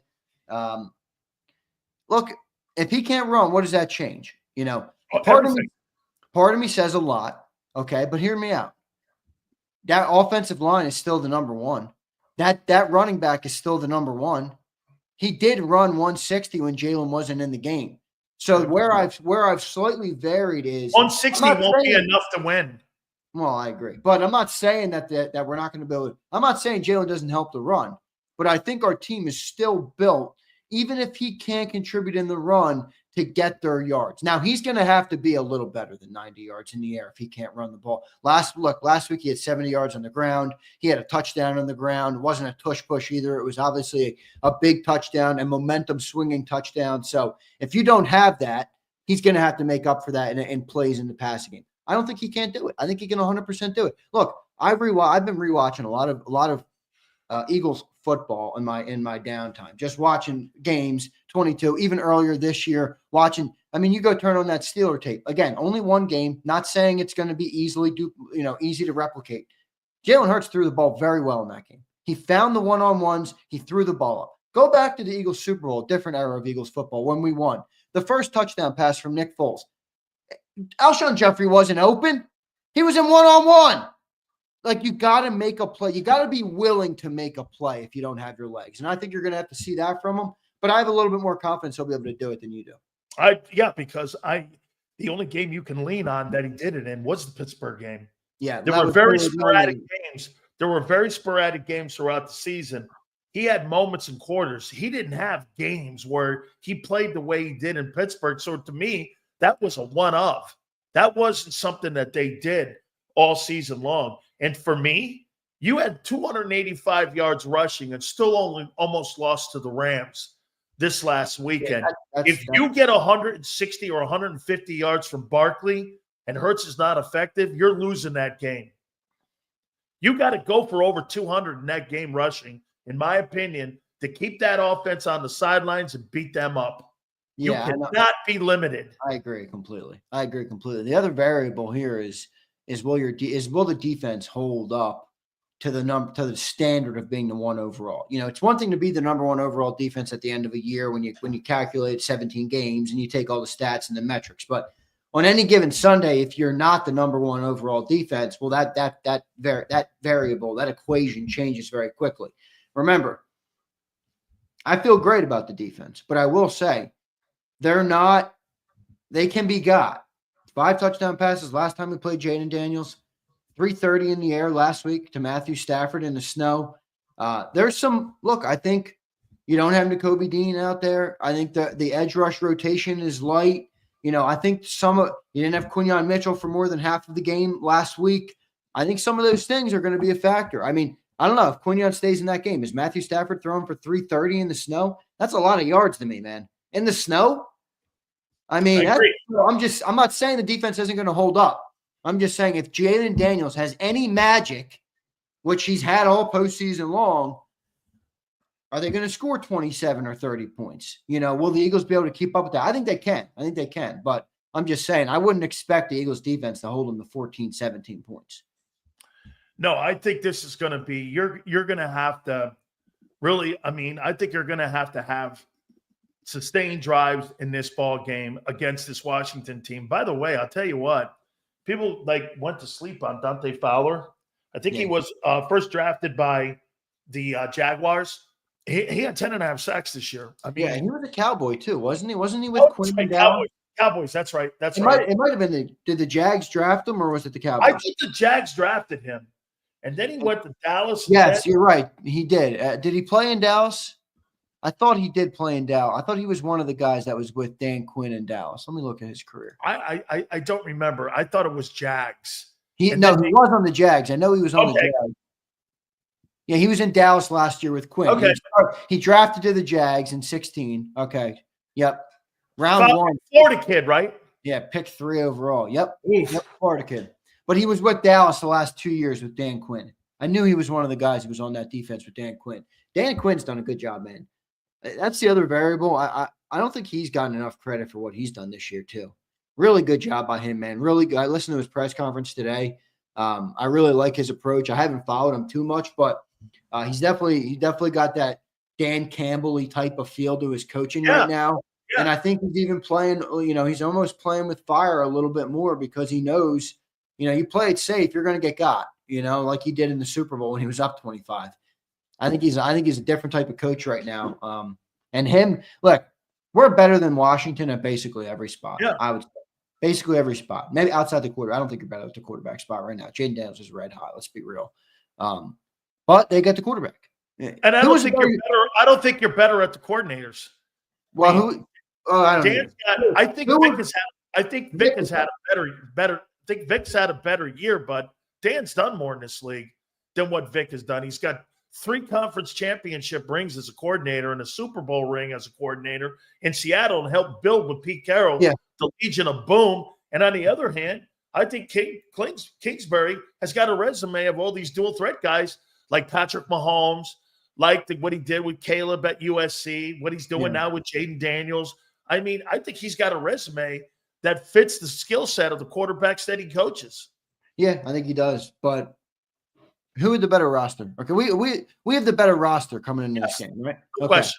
Easily. Great. We can all agree on that. I think that's unanimous that we all agree on that. Who had the better roster in the 22 Super Bowl?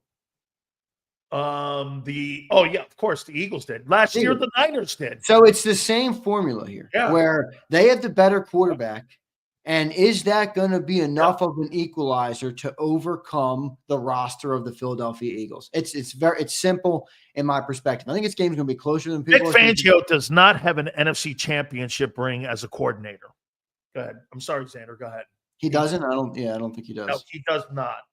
He does not. He has that. I think he has one as a position coach. That's what I was going to say, though. I mean, they got the great equalizer in Jaden Daniels right now, and I don't give a shit what year it is. I don't care how old the kid is. I don't care how much experience he has. Right here, right now, on January 22nd of 2025, he's playing like a top 5 quarterback in the NFL. And at times, like a top 3 quarterback in the NFL. I'm not saying his career is going to be that. I'm not saying that he's going to be going to Canton. I'm saying right now, right before we play this team, that's how good this kid is playing. That's an equalizer in this league. I don't know. Did you happen to catch, Sills, any of Ben Johnson's opening press conference today? No. Okay, so Ben Johnson starts off his opening press conference today discussing Caleb, or when he got asked a question about Caleb Williams, and he went into a stat about how important quarterback success is in the modern NFL, and he basically explained in 30 seconds that the scale of QB success correlating to your team being successful has tipped so much toward the quarterback that it's way more than turnovers now. In other words, your quarterback is the number 1 indicator of whether you are going to be a good or a bad football team. That's 1, correct. More than turnovers. I thought it was a very interesting thing the way he explained it. And I just say, coming into this game, they have that quarterback. So anything can happen in this football game, man. Anything can happen in this football game. And by the way, the kid was on the road the last 2 weeks. He's played lights out. Now, I know the dome in Detroit's not the same. And I know Tampa, Florida, which is 50 degrees, 60 degrees, is not the same. It's going to be 40 degrees and clear skies at kickoff. All right. Weather is no factor. Now, the fan noise, sure. Detroit's also loud, though. Jaden Daniels doesn't seem to be spooked by much. I wouldn't expect him to be spooked by that. Yeah. I don't. Yeah. Come on. So I'm just saying, I don't think all those variables are as important as some people are making them out to be. I think actually everything's set up for the Commanders in this game with the weather. Number 2, how are the Commanders going to defend Saquon Barkley? I mean, this is the game here. If you make him struggle, the game is going to be a fourth quarter football game. Yeah. You listen, he's going to get his. You can't listen. If he wants to run between the 20s for 500 yards, I don't care. You have to play lights out red zone defense and not agreed. allow that team if you're in them. the end Yep. zone. Let me ask you a football question, all right? And excuse my ignorance, everybody in the chat, for this question, but it's worth asking because I don't truly know the answer. What do defenses do versus the Philadelphia Eagles that when Saquon Barkley gets past the second level, he's lights out? It's gone.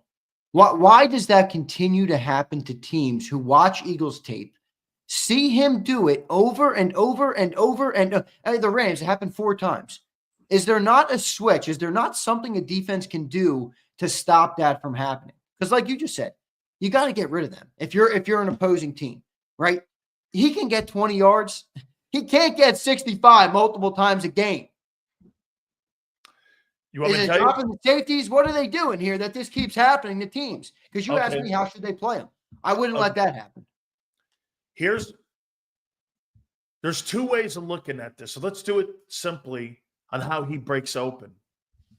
When you drop your linebackers down and you drop your safeties down and you're trying to load the box, those offensive linemen get on second levels so well, it takes one block to stop pursuit, and he's gone, and you're gambling, but you have no too high safety help.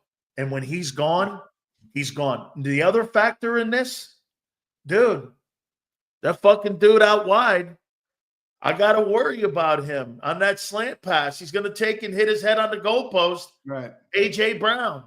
I fucking have to concern myself with those 2 wide receivers. Yeah, but they are as effective as decoys as they are when they're getting their yak yards.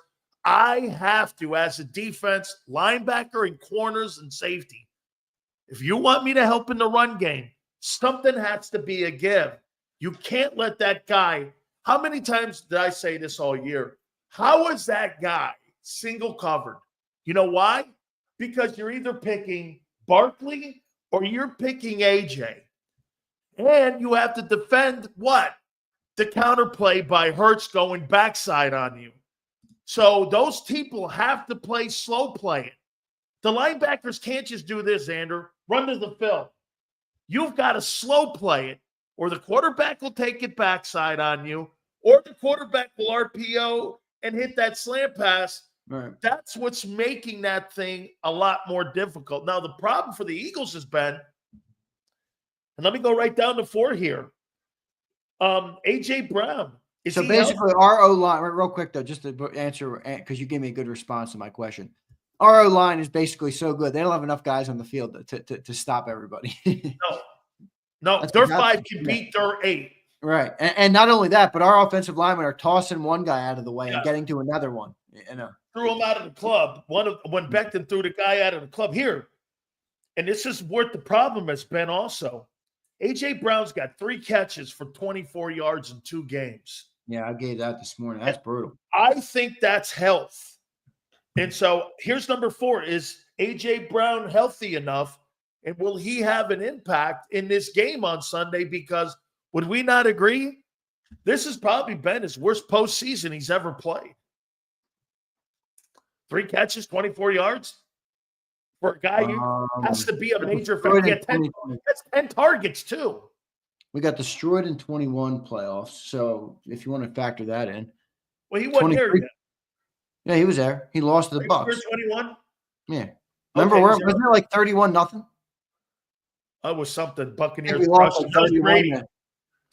Yeah, where's Brady? Brady destroyed. I think at one point in the game it was like 31. Like 31-14 or 31-7 or some shit. They blew him out.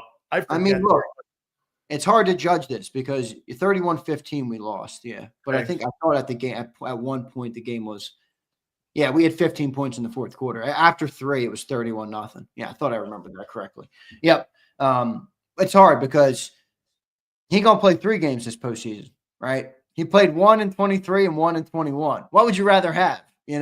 Obviously, if you played 3, it means you keep winning. So I'm going to say this is not the worst he's played in the postseason because the other 2 times, there's two of the 4 years that we were bounced out of the postseason in the first round. So he's averaging 1 catch for 12 yards a game. Oh, you're talking about A.J. Brown? I thought you were talking about Jalen Hurts. No, 1 game. A.J. Brown was not here in 21. Yeah. I'm talking AJ. I thought you were AJ, talking about Jalen Hurts. My bad. That's my bad. AJ Brown is Everybody's in the chat. Now I see why you guys are all saying that. I'm like, AJ Brown is 1 catch for 12 yards in 2 games per game. Yeah, my bad. I thought we were talking about Jalen. Okay. Yeah, no, this is definitely his worst playoffs. I mean, definitely. You know, he's got 3 catches in 2 games is brutal. Imagine the Vikings saying that about Justin Jefferson.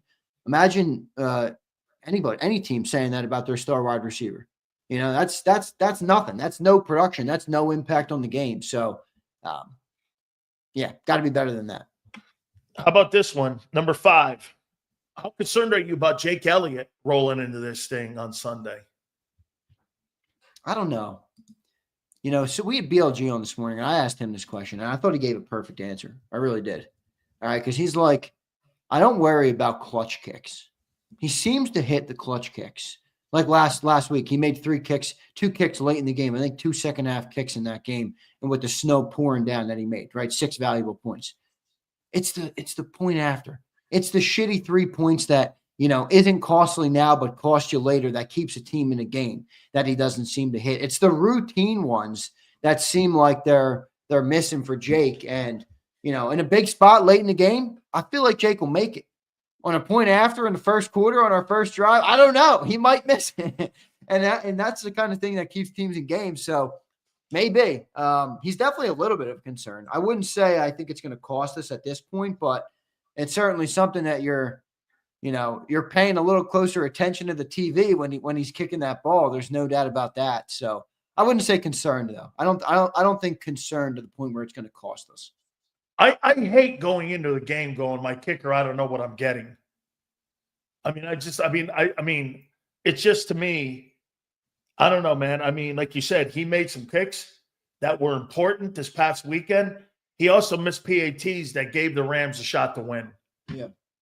So, I mean, that to me kind of is hit or miss. Boy, that's a tough one going into an NFC championship game. Here's number 6. I think Daniels has to protect the football for them to be in this game by the 4th quarter. He cannot turn the football over because the one thing the Eagles have made a priority of, I don't even know if they give a shit if Hurts gets touchdowns or not. I know that they don't want that dude turning the ball over because they believe Barkley can run them to New Orleans. So Daniels cannot turn the football over. If he turns the football over, Eagles play normal football, it'll be a tough day for them. It cannot turn the football over. You know, part of me wants to say, oh, yeah, you're right. And then there's other part of me that says they also just beat us with 5 turnovers, 2 fumbles from Brian Robinson, a fumble from De'Ami Brown, and 2 interceptions from Jaden Daniels. By the way, 1 coming in the last 5 minutes of the 4th quarter in that game. And they still won the game. Unbelievable. So, I don't know. Do I think it's a factor? Yes. Okay. Because I don't think Jalen Hurts is going to turn the ball over. All right. I don't either. Seen enough, that we don't think they're not putting him in that position. Now, the one other variable is what's he got to do differently this week without the legs. Maybe that creates a different scenario. But now turnover is going to be huge. If Jaden turns it over, the key is going to be the Eagles have to capitalize. How many times did, the Eagles had 2 turnovers last week? And I think did they get a touchdown off the one? Because I felt like, no, even the Packers game. Remember the Packers game? 3 turnovers in the first half. When Williams turned the ball over, they scored. I thought they got some points. No, they did. They did better at that this week. Packers game, though, 3 first-half turnovers, remember? Right. And it was 10-0 at halftime. Yep. I mean, if they turn the ball over, you got to make them pay for it. You got to make them pay. You got to get in the end zone. So that would be the big thing I would say that would be a big – it's always a big factor, right? Turnovers are obviously always a big factor in the game. So ask Philly Godfather about them. Especially in this game. Yeah. Number 7, how are the Commanders going to block Jalen Carter? I mean, that to me is another factor. I think you're probably going to have to go quick passes, quick rhythm passes, 3-step drops. You're going to have to do it kind of like to take the Sam Howell kind of playbook out and just get those quick passes out. Then you're going to have to hope because Vic is not going to play man. Yeah. He's going to play zone. So to me, I think that fits right in to the skill set of Jaden Daniels. And I think that helps Washington because even though I do think Carter's going to be a handful, I mean, there's a way to negate him. They're not blocking Jalen Carter. I'm telling you right now, they're not blocking. Okay, but they're not going to block him, but he's not getting home with a 3-step drop. That's 1 second. That's Right. 1.5 seconds. Well, He's not getting back there. The craziest thing about Jalen Carter is right now this year is even with starting guards that are in, and they don't have their starting guard, obviously. Sam Cosme's out. I think it's going to be Trent something. I forget. I'm blanking on the guy's name that's going to step in for him. But the craziest thing about Jalen Carter is it seems like even when teams bring double teams, and I'll give a credit, I think would this, you tell me, would this be Trent Scott? Yeah, Trent Scott. Would this be Clint Hurt? Would this be Vic Fangio?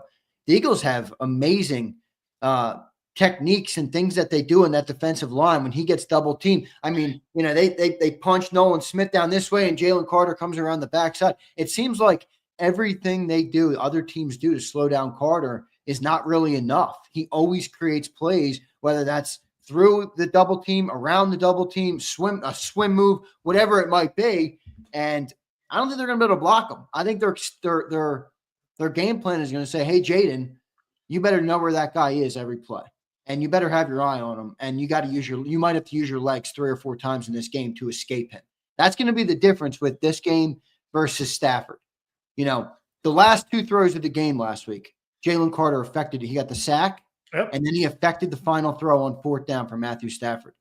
Jaden Daniels is not going to be stuck in that pocket like Matthew Stafford was. So you're going to have to work. I'm telling you, I keep saying it. It's the Jalen Hurts effect now in Washington. Remember, how many times have we watched Jalen Hurts in his career where a guy gets through or a guy nearly gets home and Jalen sidesteps him and goes and gets a first down for 10 yards, or he tucks inside the tackle and he runs for 12 yards? Well, they have that now. So you got to be sound in your gaps to try and contain Jaden Daniels, and that's going to be a big thing. How hard does, Carter push because you have that dual threat quarterback? I don't know, man. This is an interesting game. This is a really interesting game. So I think mainly because of Jaden Daniels. Commanders have to win 1st and 2nd down, in my opinion. They have to, which means this. Where I'm going with it is they got to be 3rd and 3, less than 5, 3rd and 5. They got to be in there because you know why? It keeps the secondary honest. If you see this in this ball game in the first half, they're 3rd and 7 throughout the entire time. That game's a blowout. It's a blowout if they're 3rd and 7. If they get in there and it's manageable, 3rd and 5, 3rd and 4, you are going to make everybody have to defend the run and the pass for Washington. Remember, this guy's almost a one-man wrecking crew here. He's the closest thing that you see to Josh Allen. Now, the difference is he's got Terry McLaurin. The running backs have picked their game up. Yeah. Wait, also, before you continue, sorry to cut you off. Let me just push back on one thing here, all right? Because I don't think people are giving this guy enough credit. Clary Boy says Daniels is a lot smaller, not as good of a runner. I don't disagree. He's got 830 yards rushing. He's got 900 yards rushing, which is 15 shy of Lamar Jackson. And he's got 2 less attempts this year than Jalen Hurts, who has nearly 300 yards less than him. 900 yards rushing for a quarterback? I mean, 6 yards per attempt? Here's the dude, he's pretty lights out running the ball. Here's the comparisons to the quarterbacks and what they did to their teams this year. Jaden Daniels had 480 attempts on 331 completions. Hurts had 361 on 248. Jaden Daniels, shockingly, had a 69% completion percentage. Hurts was a tick under at 68.7. Daniels had 35.68 passing yards. This is a rookie year. Hurts had 29.03 in 15 games. Daniels had 25 touchdowns and 9 picks. Under 10 is always sensational, and a quarterback rating of 100. Hurts had 18 touchdowns and 5 picks with a 103.7. Rushing, Daniels had 148 rushing attempts. Hurts had 150. Daniels had 891 yards rushing. Hurts had 630. He had 6 yards a clip. Hurts had 14 TDs, and Daniels had 6 TDs, averaging 52 yards a game. Hurts had 42 yards rushing per game. Yeah. Jaden Daniels, without a doubt, with those 12 wins to 12-5, and now there are 14 wins with a shot to win 15 ball games. Jaden Daniels is by far the number one reason why Washington's in this game. I'm surprised Eagles fans are saying that. Don't they remember that we had a 2-touchdown lead on the Washington Commanders on December 22nd, and we were a 4th and 11 away from blowing the team out? We would have gotten the ball back near midfield, and we would have been able to go up 3 touchdowns in that game in the fourth quarter. Okay. They were down 2 touchdowns. It was 4th and 11.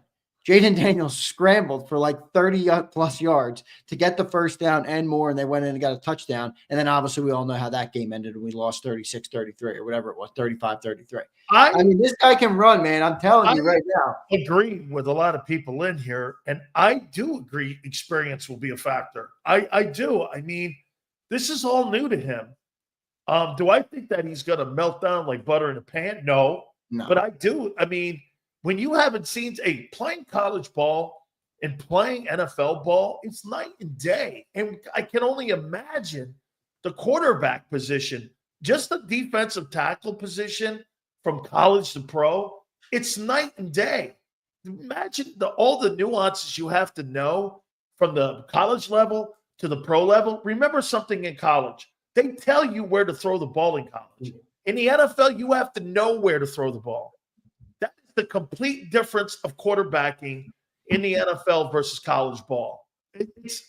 You have to know pre-snap everything on what you're looking at with landmarks, what teams are trying to do post-snap on moving coverages. It's a very meticulous studying that you have to have, watching a ton of game film. Tom Brady said it numerous times. I spent more time watching game film and watching defenses and what they were trying to do to me than I did on the practice field. It's just your study room. It gets to a point when you're Brady. Do I really need to have him go out there and go out in the 2-hour practice, or do I need him to watch the nuances of what Mike Tomlin or Todd Bowles or somebody's trying to do to him when it comes to schematics or Dennis Allen? I can't tell you how hard it is to win in the NFL when you have these style of coaches here. Hear this one. Number 10. I think the Redskins have to be aggressive and continue to be aggressive on 4th down. Well, yeah, I think because they have to pick and choose, though, Xander, when to be aggressive. They just can't be overly aggressive. But I think they're going to have to make an aggressive move somewhere in there, a 4th down, or maybe they're on their plus side of the field, where they're going to have to gamble in this game, especially if you start to feel the game will get a little bit physically out of their reach. You're going to have to gamble in this ball game. That's when you're going to know. The first time you see Washington gamble, that's the first time you know that the Eagles are inflicting their will on them. Yeah, no doubt about it. And that's one of my biggest points about the Eagles. I know we're looking at this from right now from the Commander's side, but for the Eagles, it's get off the field on 3rd down. And furthermore, you can't give them a 4th and short either. You know, you're getting a taste of your own medicine now where getting them to 4th and short is not enough. Jaden Daniels was 3 for 3 last week on 4th down, or 2 for 3 late in the game. And you know, you got to get him off the field on 3rd down. I think it was Fiddlesworth or somebody in the chat who just put that up here, how getting off the field on 3rd down is going to be huge. I missed the comment. Sorry if you put it in there. I appreciate you putting the comment, but it's true, man. The Eagles got to get – if you get off the field on third down, or you keep them in 3rd and long and they can't convert, it's a whole different – it's obviously a different football game. You're going to give your offense way more chances to score. You're going to be able to control the clock, control everything. And that's when you're going to be able to play how you want to play. So that's going to be huge, no doubt about it. And it's I think in the second half they got to play with 4 downs. I agree with you. It's not scary, but listen, Dan Quinn goes for it. He doesn't care. It's going to be 4-down territory. This defense has to be prepared for 4-down territory, basically everywhere, kind of like it's been in Philly for a while. Absolutely. We will have Merrill Reese at 4:30 Eastern time, and we will also have Joe Theismann, who apologized for yesterday. That'll be at 5:30 Eastern time. We'll get his thoughts on the Commanders and Jaden Daniels. He thought he would be a great player this year, and he's turned out to be that great player. Him and Herm Edwards both absolutely love him. Let's do the supers here, Xander. Yep, let's do them. Give me 1 second, all right? You bet, man. Guys, I appreciate it. Do me a favor. Please hit that like button. You've been great. It's championship week. Here you are. This is championship week, dude. Yep. You know what? By the way, Stills, we are going to do the Zach Vaughn jersey giveaway on your show. All right. I'm either doing it tomorrow or Friday. You got to tune in. Tomorrow, Friday. You got to be here and you got to tune in. So it might be tomorrow. It might be Friday. All right. Fantastic. So tomorrow or Friday, we're going to be giving away. You got to be here for Sills and Xander segment. During this segment, folks. Yeah, you got to be here for the Sills and Xander segment, all right? Yep, absolutely. So make sure you hit the like button. Hey, by the way, I said it earlier before we get to the supers here. Yep. Hey, man, I fucking love Frankie Louvu's attitude, man. I wish I had 53 guys just like that, because if you don't think that Eagle O-line's not going to remember the fact that he drove Jalen Hurts' fucking head into the turf, and they're not going to be looking to put a hat in his ribs, you're out of your mind. Hey, snowflakes, do me a favor. This is NFL football, man. Yeah. People are like turtles in here. I got crushed on Twitter for this. Nobody forgets shit. I got crushed on Twitter. Not crushed, but people were like, he's dirty, he's dirty. I'm like, I know, I don't care. He's a game changer. That's what he is. He changes. Right. You know, he hits hard and he's a game-changing player. He knocked out your quarterback. I mean, knocked the shit out of Jared Goff. He did. Last week. That was so great. Hey, look, he's a game-changing player. I'm with you on this. I like physical football play. It's a physical game. If you want to play flag football, then go watch flag football. Khaled says, dirty player. Great. Khaled says, A.J. Brown has been quiet for too long. Watch Sunday. Okay. Hey, Khalid, I like your gamble, man. You're out there on a limb. A great player showing up. I think he's hurt. I'm kind of with you, Khalid. I think he's going to have a better game this week. Jeff Fox. He's hurt. Yeah, we'll see. Game plan for that last Washington game was for Hurts and not Pickett. That's fair. Yep. What does that have to do with the defense, Jeff? Yeah, Jalen Hurts don't play corner. I mean, I love that comment. Now, does Jalen not be? Wait. Because I can easily – this is a very easy – Jeff, I love you. This is very easy to push back on. Offense still put up 33 points, which is more than we've put up in almost every other game this season outside of the home opener or outside of the season opener. Passing game looked better. The defense had five takeaways. I mean, what do you want? Jaden Daniels had 5 touchdown passes. What does that have to do with Jalen Hurts? Why do you think certain Eagle fans have a problem saying the passing game's not very good this year? I think they take it personal. I think they take it as a shot against their team, and there's a lot. More so a shot against Hurts, not a shot against the team, because you're 16-3. I think they take it as a shot against the Eagles, though. As Jalen Hurts wears an Eagles uniform, and many fans believe that he's one of us. And now I'm cool with that line of thinking. I don't have as much of a hard time calling it out. Some people don't want to call it out. That's their style of fandom. It's not my style at all. But that's why I think it's a pride thing. I don't think they like, And the other thing is, I think every city does this, but just being on the, kind of in the realm or in the conversation. I read a lot of comments. Obviously, I read a lot of social media, and I read a lot of Eagles fans. There's a lot of Eagles fans who just believe there's like an agenda against Philly all the time. Like if you turn on a talk show, all right, you turn on First Take, or you turn on Dan Orlovsky. Everybody gets mad at Dan Orlovsky or Emmanuel Acho. Like they go through every game and like every sports topic, and somebody gets some praise and somebody gets shit on. Like it's not, nobody's trying to put look, here's the other thing. There is business too, though. Philly reacts, man. Oh yeah. So maybe, if they do have something to say about Philly, they will scream it louder from the rooftop. But I don't know. I think people think, there's like this agenda. I don't think there is. I just think people make good shows. I mean, Anthony said if we lose, Sileo's going to turn this place into a funeral. Anthony's not wrong. You're like a funeral parlor. You know what I always say though too, about Big Sills, because I get a lot of emails, I get a lot of hate mail, I get a lot of comments. Fire Sileo, Jalen hater. I'm like, see, this is what people don't know about Sileo. Okay, Sileo has no ties to the Philadelphia Eagles. He's got zero reason to root for the team, zero reason to do anything other than that. This is where he works for the last 5 years.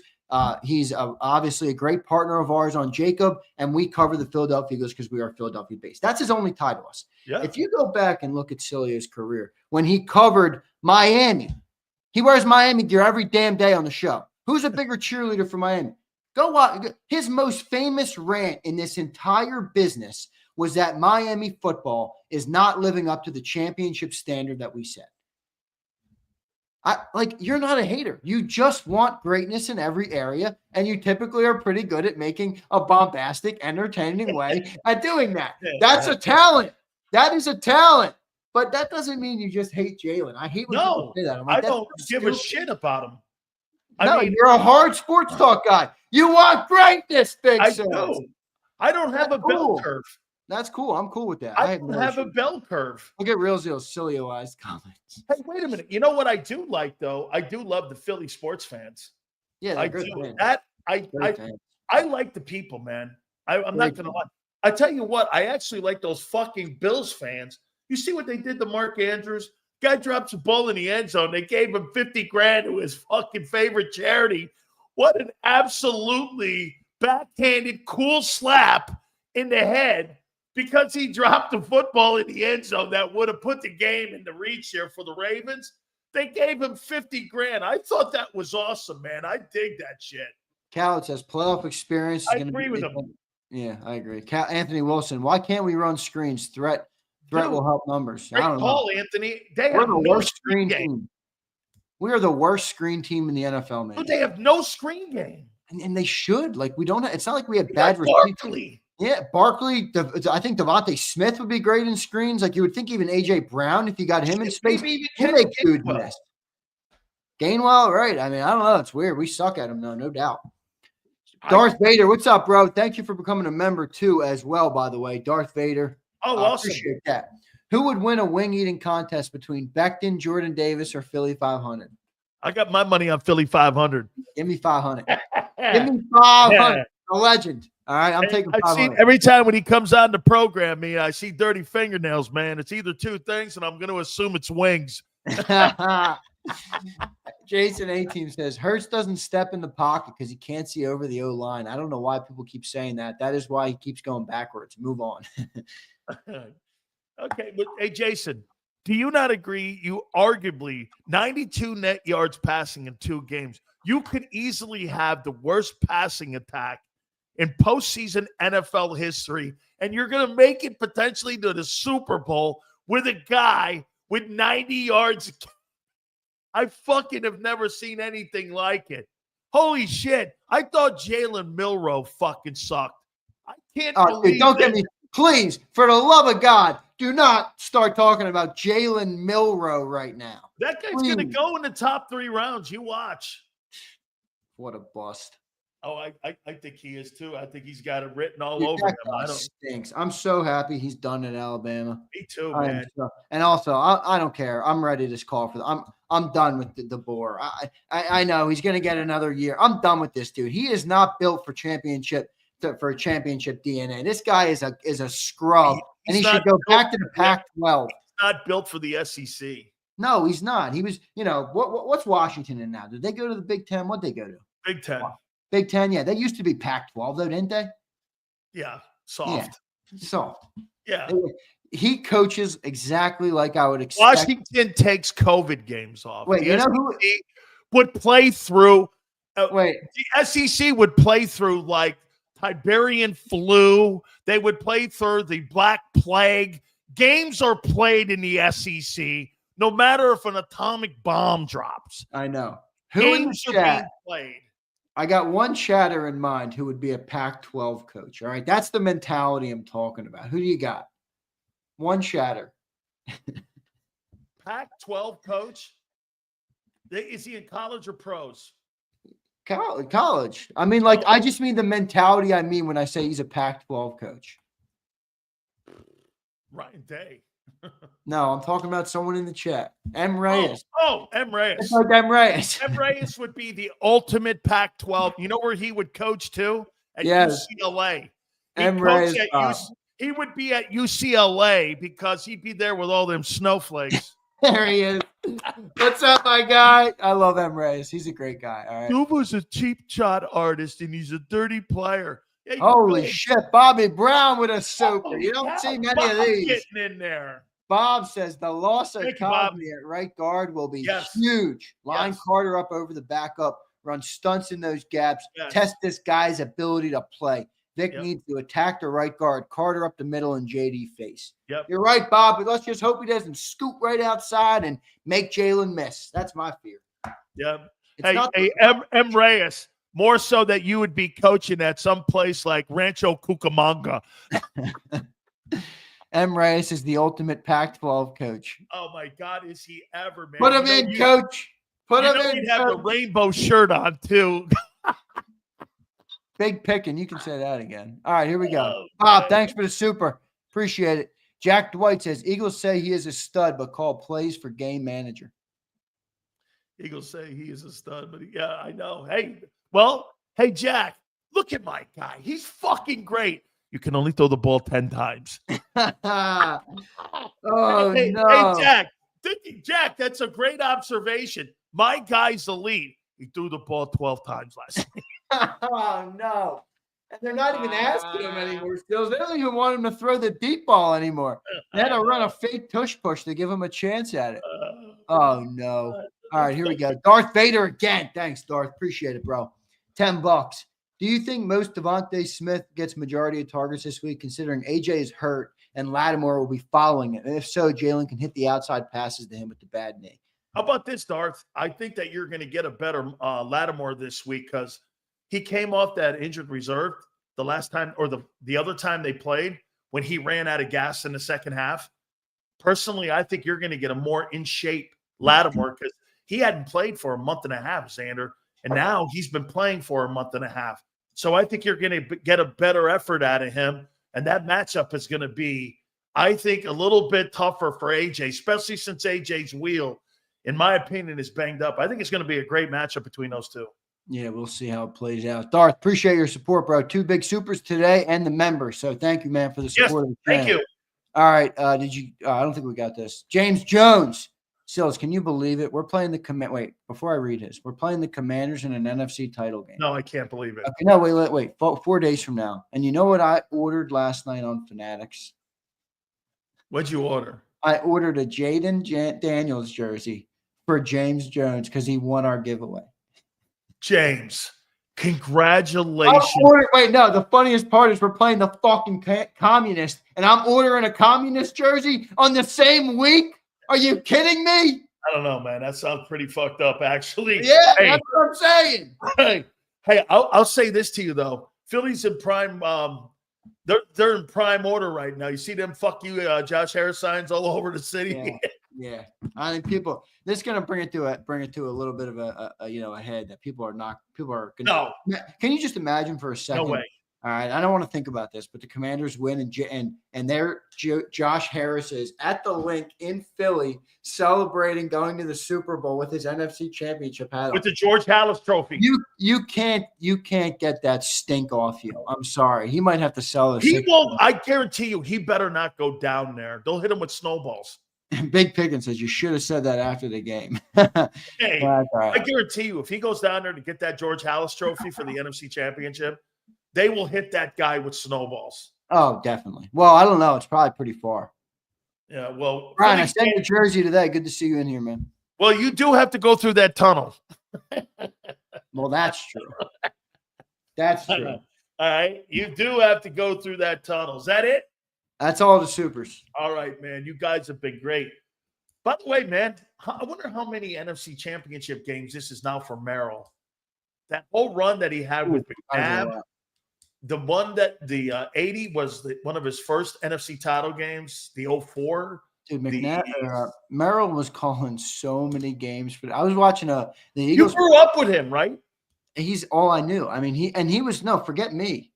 Bob Brown grew up with him. Like all these people who are my uncles in the chat grew up with him. You would have grew up with him if you grew up with him. Forget me. I'm young.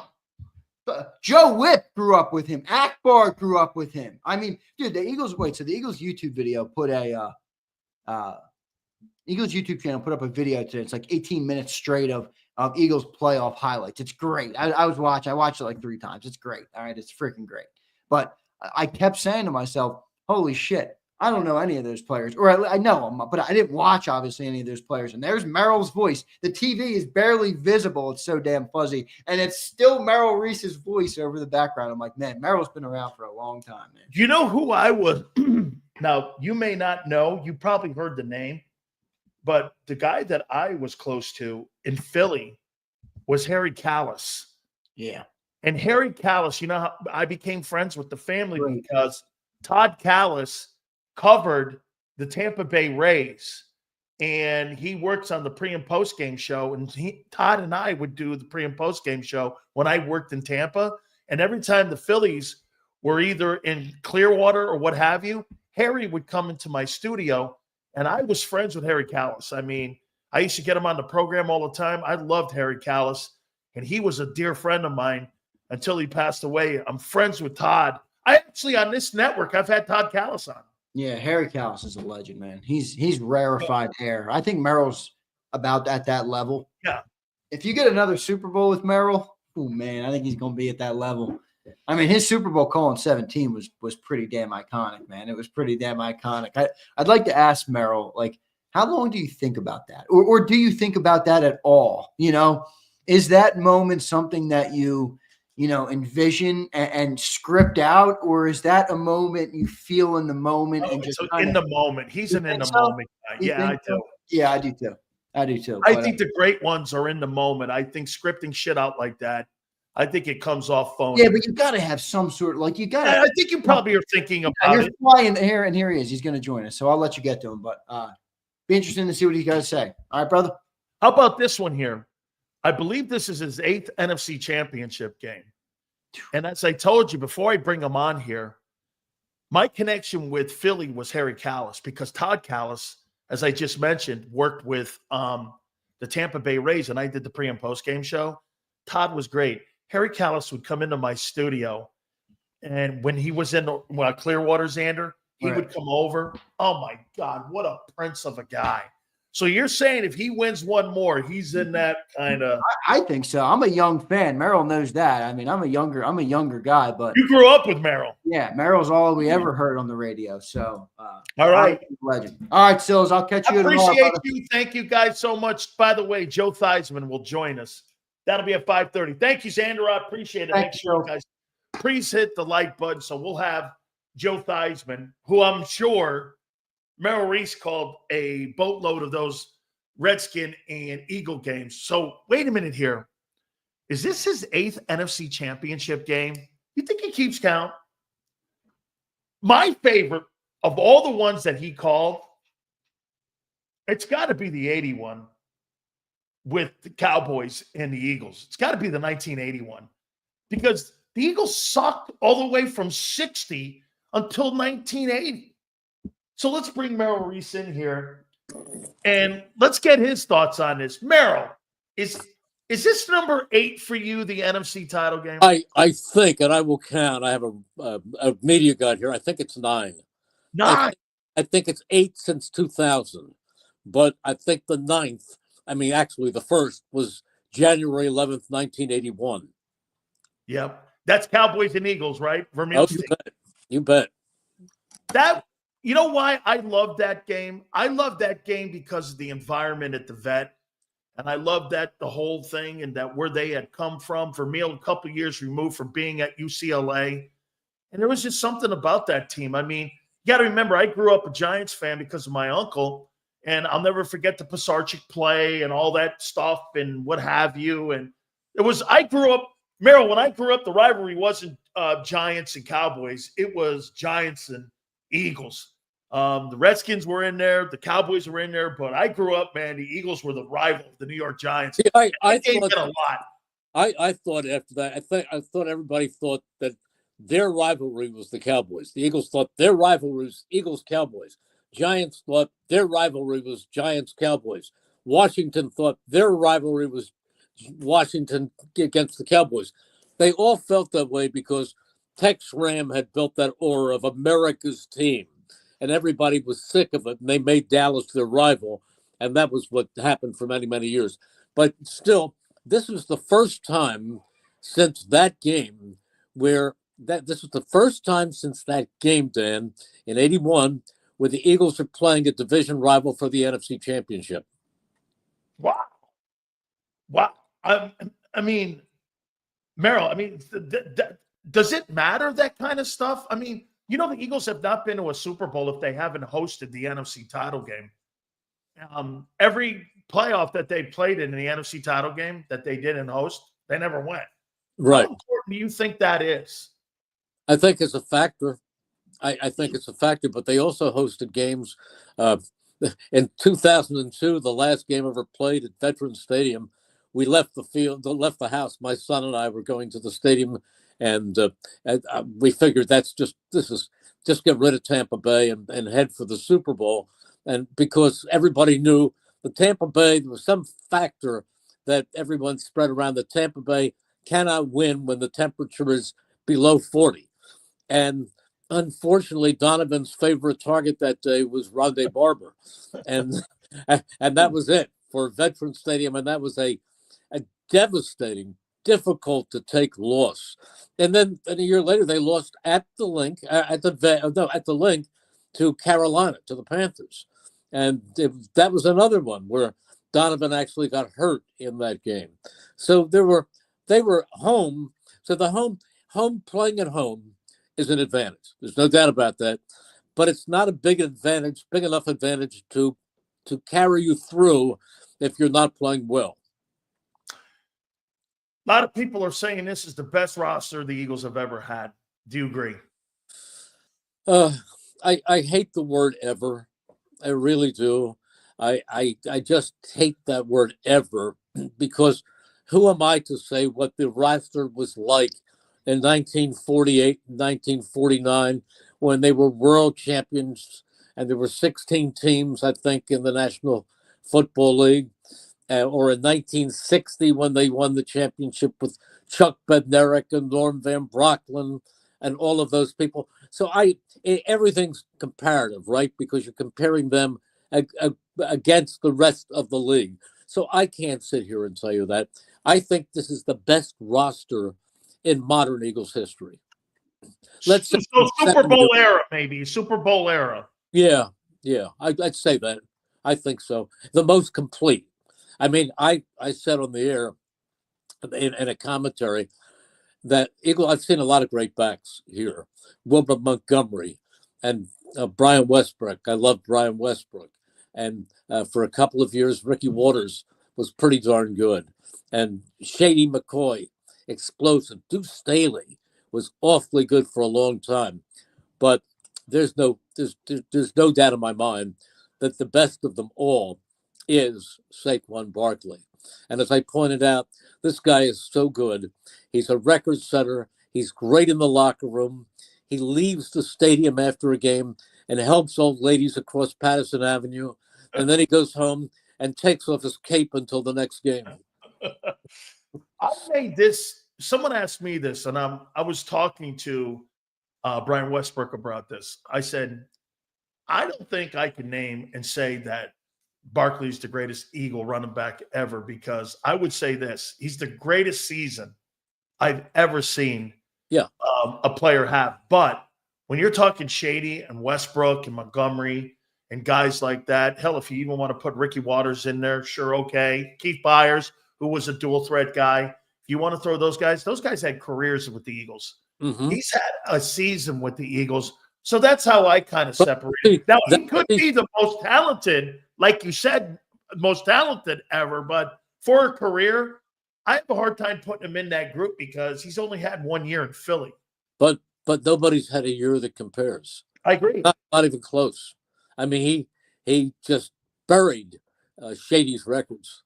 And then you say, well, Shady did it in the snow. Well, so did Saquon. Saquon to say, it's anything you can do, I can do better. It's for man to get your gun. But I'll tell you what, he's pretty darn. I haven't seen anybody that is as good as he is. Wow, and I'll bet you, when you talk to Brian, and I love Brian Westbrook, and I consider him a friend. I nicknamed him the Wizard of Westbrook, and he was so great, so shifty, an unbelievable back. But you ask Brian if he thinks Saquon is the best of them all. I'll bet you he tells you yes. I'll tell you what he did tell me. He goes, boy, I'll tell you, I'd like to be playing behind that old line when no one touches you for 3 yards. And I'd like to see what I could have done with that group. And I'm going to say it one more time to you here, Merrill. If they close this thing off, that'll be, for a guy like Lane Johnson, that'll be 3 NFC championships in 7 years, 2 Super Bowls. And that pretty much, in my opinion, would validate that offensive line run that you guys have had. I've never seen anything like it. And I think this O-line is even better than that 17 O-line because you had injuries with Jason Peters at the left tackle position. I think he had a guard issue in that. Guys were next guy up. I think the 22 O-line was great, but I think this O-line, I better than 04, potentially better than the 04. I mean, that 80 O-line was damn good too, but Well, this got to be the best O-line I've ever seen the Eagles have. Once again, when you go back to 80, you're talking about 45 years. 45 years. Different game. So we're talking about that offensive line against the defenses of that day. Was Guy Morris was the center. The guards were Woody Peoples and Petey Payrow, and the tackles were Jerry Sizemore and Stan Walters. These are all pros. These are all. So for that time, that offensive line was probably as dominant as this one is for this time. Absolutely. Okay, I'm going to get to the elephant in the room here. You know, people have brought this up. In the last 2 playoff games, Hurts has averaging right now 92 net passing yards, and people keep bringing up, Sills, you're 16-3. I mean, if you look at it, I mean, Jalen hasn't been really asked, except, and I'm saying this to you, Merrill, without him in the run game and on the field, there's not a chance that Barkley goes for $2,000 because of the threat he brings. AJ too, the threat he brings. But even the Eagles, Kellen Moore said it the other day, they're a little disappointed in the passing game. Do you think in these next 2 games you're going to have something in the passing game? Yeah, I think you will. The NFC title and a Super Bowl? I think you will against Washington, and I think you will against either Buffalo or Kansas City. I think you absolutely have to have more in the passing game than you've had. However, there's one thing about Jalen Hurts, and it's been true since high school, Alabama, Oklahoma, and the Eagles. He wins at an incredible rate. Over the past 4 years, the only quarterback who has won more games is Patrick Mahomes. He is a winner. His calm, his sense of calm, his leadership, the things that he does, the way that he, and Nick alluded to this the other day, the way that he reads a defense and resets the offense and checks out of plays and knows the right thing to call at the right moment. There's a lot that goes beyond the obvious physical things that you see on the screen.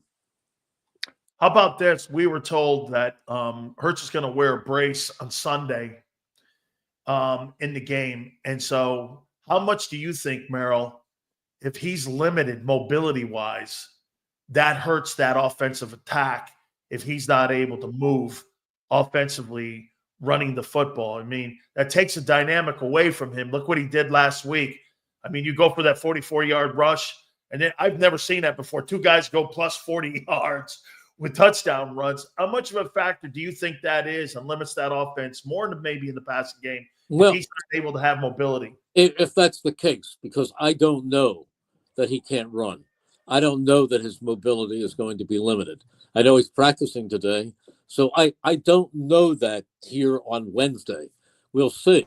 But certainly any quarterback who is a mobile quarterback, who is a running quarterback like Jalen Hurts, who during the season, what did he gain? He had 16, let's see.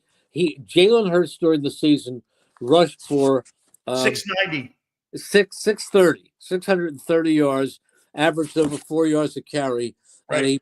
and he had an amazing season. He really did. He had 14 touchdowns. So that's a factor. That's definitely a factor. He's so good though.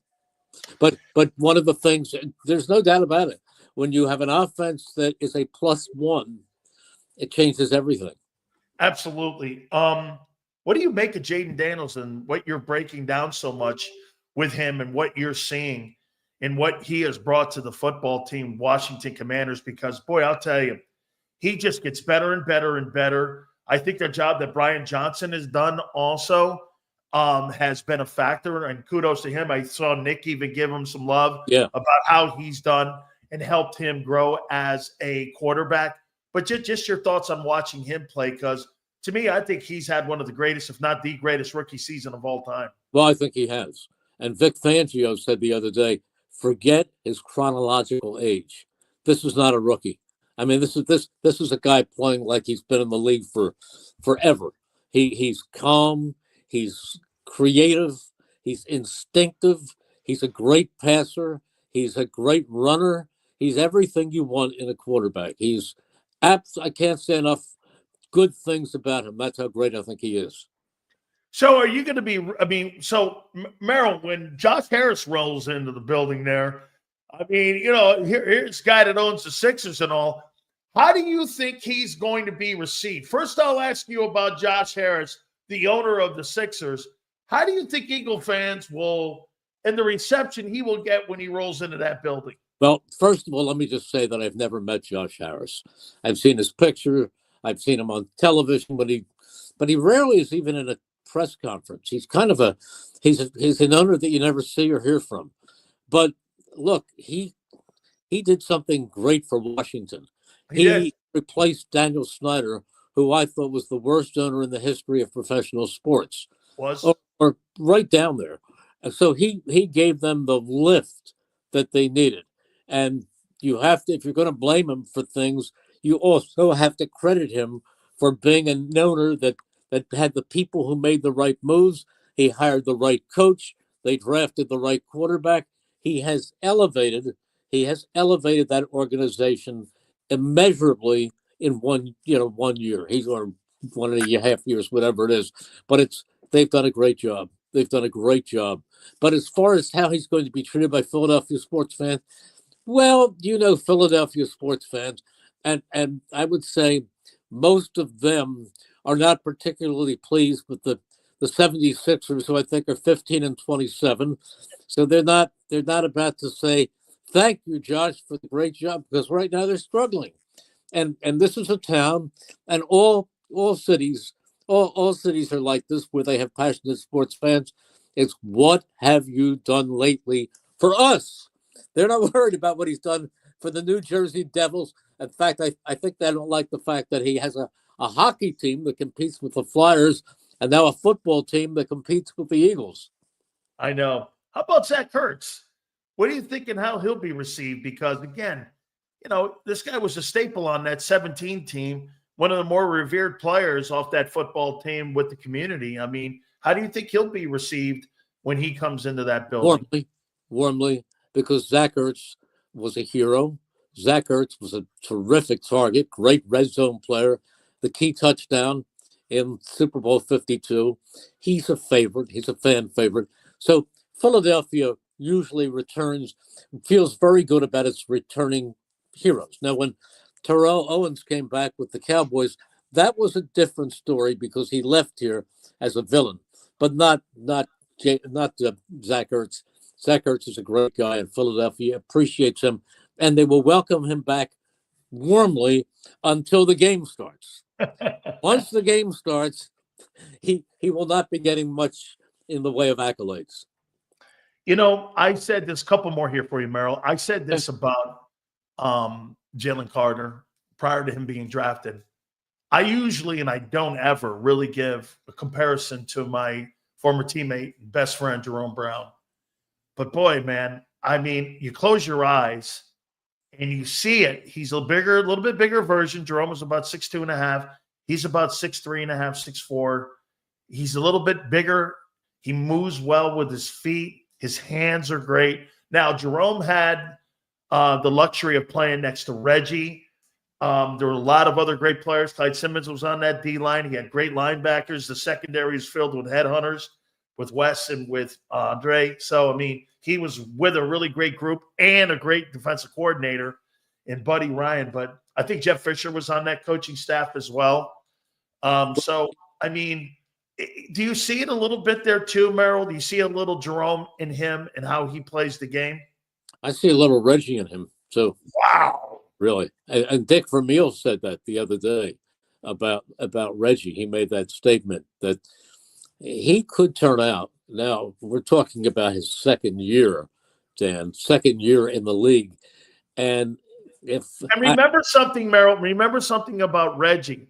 Reggie had the luxury of playing 3 years in the USFL. So when he came in the league, he was 24. Mm-hmm. Okay, this is a younger player, Jalen Carter. So the first 2 years, Reggie had 31 sacks, but he was 24 years old when he came in. Yeah. Well, that's true. But Jalen Carter, you give him some time. Now, I asked Vic Fangio the other day, I said, you have to watch yourself. He's doing so well. Do you have to sometimes restrain yourself from complimenting him because you don't want him, for all he's achieved, you don't want to give him a big head at this point, making him feel like he's king of the world, that anything works. And Vic said, no, I don't worry too much about that because I'm still getting on him because he makes plenty of mistakes. And so he's on him. And with a coordinator like Vic Fangio, he's only going to get better, and the sky is the limit. So I hate to say anybody's the next Reggie or Jerome or anything like that. Let's just say he is an unbelievably talented young player who has the sky as his limit. Clint Hurts is a dear friend of mine, and he was at the University of Miami, and I know him for about 20 years now. And I asked him, I go, they're coaching him so well. I mean, sometimes, they'll try to run the stretch plays on him. And I said the most important thing to him, to me, for what I'm seeing in growth for Jalen Carter, he's in shape now. Last year, this time, both Jordan Davis and Jalen Carter were not in shape, Merrill, at the end of the year. And you saw them giving up the yards per game. You saw them that day. The run defense was falling apart. That's not been the case this year with them. They've been on top of their queue when it comes to playing. Jordan Davis is really good. They're good. Yeah. This defense is something. I don't think, although I still think this is going to be a heck of a game. And I'll make one statement, and this is in going with the way these games have gone. Washington is here because they got 5 gifts from Detroit. If you look at the Eagles' last game, the 2 biggest plays were a fumble by Kyron Williams, recovered by the Eagles, and a fumble by Matthew Stafford, recovered by the Eagles. The team that wins the playoff battle will head for New Orleans. Absolutely true. Merrill, I had a question, the final question for you. It was asked by Xander, and I've always been interested. I mean, I brought up Harry Callis. I was dear friends, Todd, his son, who works with the Tampa Bay Rays. That's how I got to be friends with Harry Callis. Every time they went to Clearwater, Harry would come into my studio, and I'm like, holy, there's Harry Callis. He'd come walking in. I really revered him and Facenda when I was a kid growing up, because in my year, those were like the voices of the National Football League in sports, because they did more than just football, too. They did a lot of other things. And Harry obviously was the Phillies guy. I don't know if he ever did the Eagles, but I mean. No, he did football for Westwood. Oh, he did. That's right, for Westwood 1. Okay. He never did the Eagles, though, right? No. Never did it. So when you're sitting there for a game like this, do you have preconceived things that you might say? Or is this all just at the moment? It's a moment thing because, again, you don't want anything to be generic when it comes to having written something down. The Eagles move on to the Super Bowl. They win the NFC. I mean, you don't put that in your mind or anything like that. Or to you, is it all spontaneous? It's almost all spontaneous. They did an article on me before Super Bowl 52, and they said, will you write a few lines down for what you might say, because it's going to be for posterity if the Eagles win? And I said, no. I want it to come from my heart. And Angelo, your good friend Angelo, had me on a million times on the morning show, and he would say, I want them to win it for you. And I used to say, and this was not disingenuous, I used to say, Angelo, I've had a lot of thrills. I've called miracles of the Meadowlands, and I could go on with this game and that game and this playoff game. I said, I want them to win it for the fans. These are the people who are out there in all kinds of weather, who take second mortgages to buy season tickets, who spend their last dime on Eagles memorabilia and jerseys for their kids at Christmas. It's for them. I've had so many thrills. It's for them. So when that moment came and Brady threw that last pass, and I was sitting in the end zone. We had the worst seat in the house, 110 yards away from where it was going to land. I'm nervous. Not that they're going to lose, but I'm nervous that that I'm going to be known as the announcer who blew the end of the Super Bowl. And as I saw that ball go, suddenly, I don't know how, it was like an NFL film. I saw the whole play in slow motion, and then it came down, and Rodney McLeod tipped it, and I followed it to the ground. And what came out of my mouth was the pass was incomplete. I looked up at the scoreboard and saw zeros. I said, and the game is over. The Philadelphia Eagles are Super Bowl champions. And the first thing that came to my mind was, Eagles fans everywhere, this is for you. Let the celebration begin. And it was strictly the way I felt at that moment. And I will not. Now, when you say, am I totally spontaneous? No. The one thing I write, word for word for word for word, as I usually write it with about 10 minutes to airtime. About 10 minutes to airtime, I handwrite into a notebook the open to the broadcast, because I don't want to go into the broadcast and hunt and peck. So I may get something in my mind and then say, the sky is December serious, as the Eagles meet and I'll have something, and then I'll tell it to Mike so that Mike knows when I come to him exactly what my lead is going to be, and Mike Quick can figure out what he wants to say at that moment. Now, the rest of it, the next 2 pages of my book have little notes of things that I might refer to in the course of a game, but I don't use them to just because they're there. I'd say a half to a third of them are just thrown away after the game, but they pertain to that game. And if something happens, I have a note or a topic that I could refer to. And then before a preseason game, I actually write a list of topics that I can bring up in the fourth quarter when the guys in the field are only known to their mothers.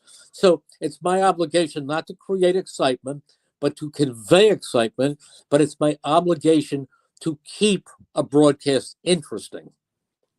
Merrill, I'm really happy to hear this, because I know then I'm doing it right. I write an open, and what I do is I write cliff notes. Yeah.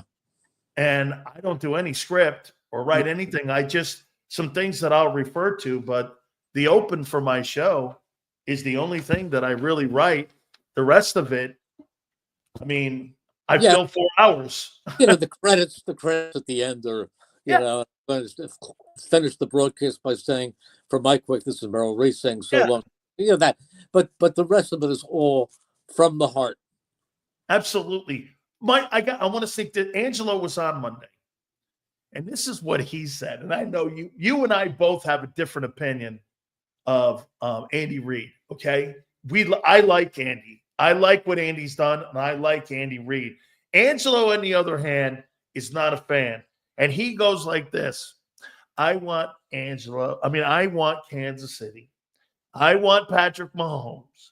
And I want the Philadelphia Eagles to beat them 45-0 in the Super Bowl. That's what I want. And everyone in Philly can be excited because they beat Andy and they beat Kansas City.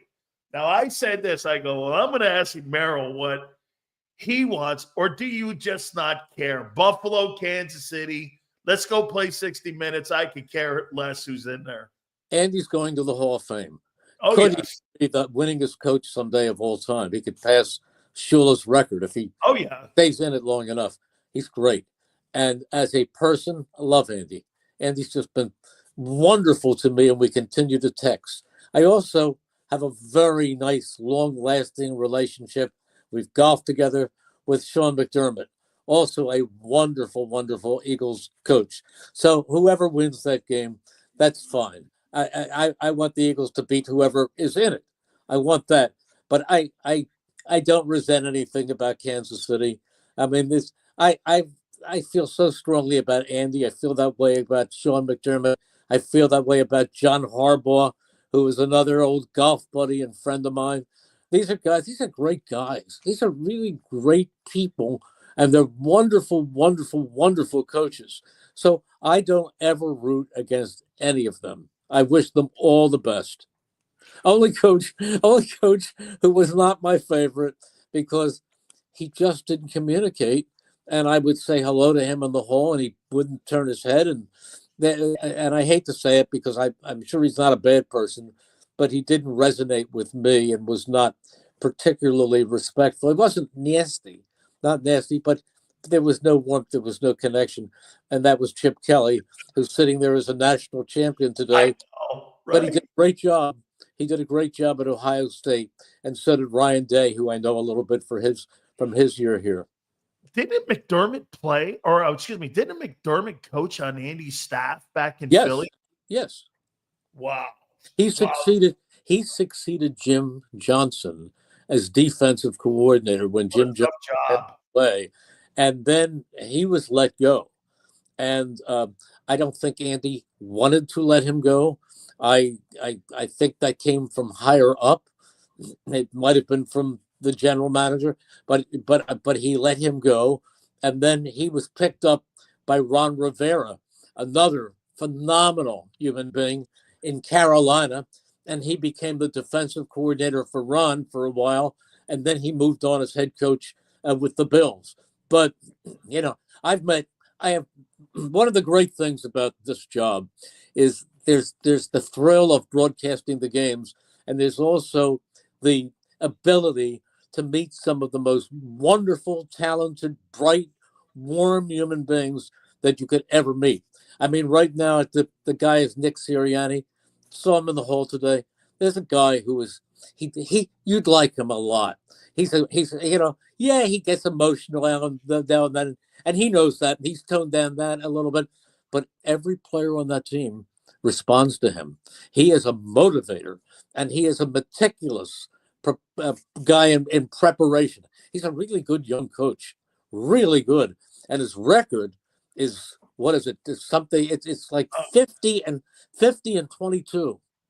I think he's got a win percentage that's up there with Madden right now. Yeah, right. Like right 730 or 738. I think that was John's. But I record. want you to know that he's also a very good guy. Yeah, Frank Reich, gave me his phone number, and Frank loves him. Frank loves him. He said that, he's just an absolutely great guy to be around. Guys, there's another one of my favorites, Frank Reich. There's nobody classier than Frank Reich. He was my teammate at Maryland my freshman year before I transferred to Miami. Really? Yeah, he was my roommate, and him and Boom. We played on that ACC championship, 1983 ACC title ring for Coach Bobby Ross, and Boomer was on that team, and Frank was the backup on that team, and we've been friends for over 40 years. I mean, here's your question, Dan. I didn't realize this, Merrill, when I was covering the Chargers in Los Angeles. When I was down in San Diego, my show went all the way up to LA and all the way up to San Francisco. There, my friend Frank was the OC for Mike McCoy, and the wide receiver coach was Nick Sirianni. I didn't even realize it until he showed me a picture, and I go, holy shit, that's Sirianni. He goes, yeah, he was my wide receiver coach with the Chargers. Here's your question. You probably know the answer. What distinction does Frank Reich own? Well, he's got Merrill just took a shot at me, and he don't realize it. No, I was on that team that Maryland came back and beat Miami, okay? And he had the biggest comeback, I believe it was Bills and Oilers in that champ. So Merrill just took a shot at me. We were up 31-0 and got beat. He quarterbacked the biggest college comeback of all time and the biggest NFL quarterback comeback of all time. But you knew it. You know everything. You know, because I was on the field for one of them. And Merrill goes, hey, Sills, he did have a comeback against you. Yeah, Merrill, 31 points. We lost 42-41. Oh, my. Oh, goodness. That was amazing. Merrill, have a great call, man. I mean, this is going to be so great. I mean, I love the fact that this is like an old NFC game back in the day, because I got Theismann coming up at 5:30. And this reminds me of just them old school games, Cunningham, Theismann, and those great Joe Gibb Washington teams with those Eagle teams. I mean, I don't know, man. I like the fact that the NFC has two teams in the NFC title game. I have only one regret, that the game isn't tomorrow. I don't have to wait 4 more days. Yeah, hey, can't wait to hear the energy on Sunday with you and Mike on WIP. Thank you so much, Merrill. Thank you, Dan. Have a good day. You got it. Our good friend Merrill Reese kind of laying it out there for us, man. That's pretty damn good. Good stuff there. Guys, do me a favor. Please hit the like button. We appreciate you guys so much. Don't forget our great friends at BetUS. During this football time, you just heard Merrill. You got a big-time game coming up on Sunday, the NFC and the AFC championship game, and we've teamed up with our friends at BetUS. That's right. BetUS and JAKIB Sports have teamed up together for the YouTube 150. YouTube 150, 150%. Your sign-up bonus up to $2K. Your second and third are 125%. If you're into crypto, that's 200% in crypto with your signing bonus up to $2K. Go to betus.com.pa. That's betus.com.pa. Home of Michael Vick. Fastest payouts in the business. 24/7 personalized service, 365 days of the year. They've even got a casino that they now have that you can be involved with. Just go to the website. You got live wagering on all major games. betus.com.pa. That's betus.com.pa. And do me a favor, tell them Big Sills sent you. If you missed any of today's show on the JAKIB Media channel, listen to the podcast on your way home. Available on YouTube, Apple, and Spotify. Ignite your nights with free live entertainment daily, only at Live Casino and Hotel Philadelphia's Center Bar. 7 days a week, enjoy some of the region's top party bands, performers, and DJs as they take the stage in the heart of the casino action. Great cocktails, live music, and lively moments. It's all happening at Center Bar at Live Casino and Hotel Philadelphia. Visit livecasinophilly.com for more details and the complete list of upcoming events. Must be 21 or older. Gambling problem? Call 1-800-GAMBLER. The following is a real testimonial from the father of a young injured victim. I didn't think she was going to make it. Major Perry's daughter was the victim of a horrific accident caused by someone else's negligence. If you don't find the right counselor, law firm that you're looking for, you will get lost in the wilderness. Badly injured? Call the Fritz and Bianculli Law Firm at 215-458-2222 and find out why they say, "We got this." In our hometown, we all look out for each other. We step up to keep our communities going strong. And at Independence Blue Cross, we're here to keep you going strong as the #1 health insurer in the region. No IBX is always looking out for you.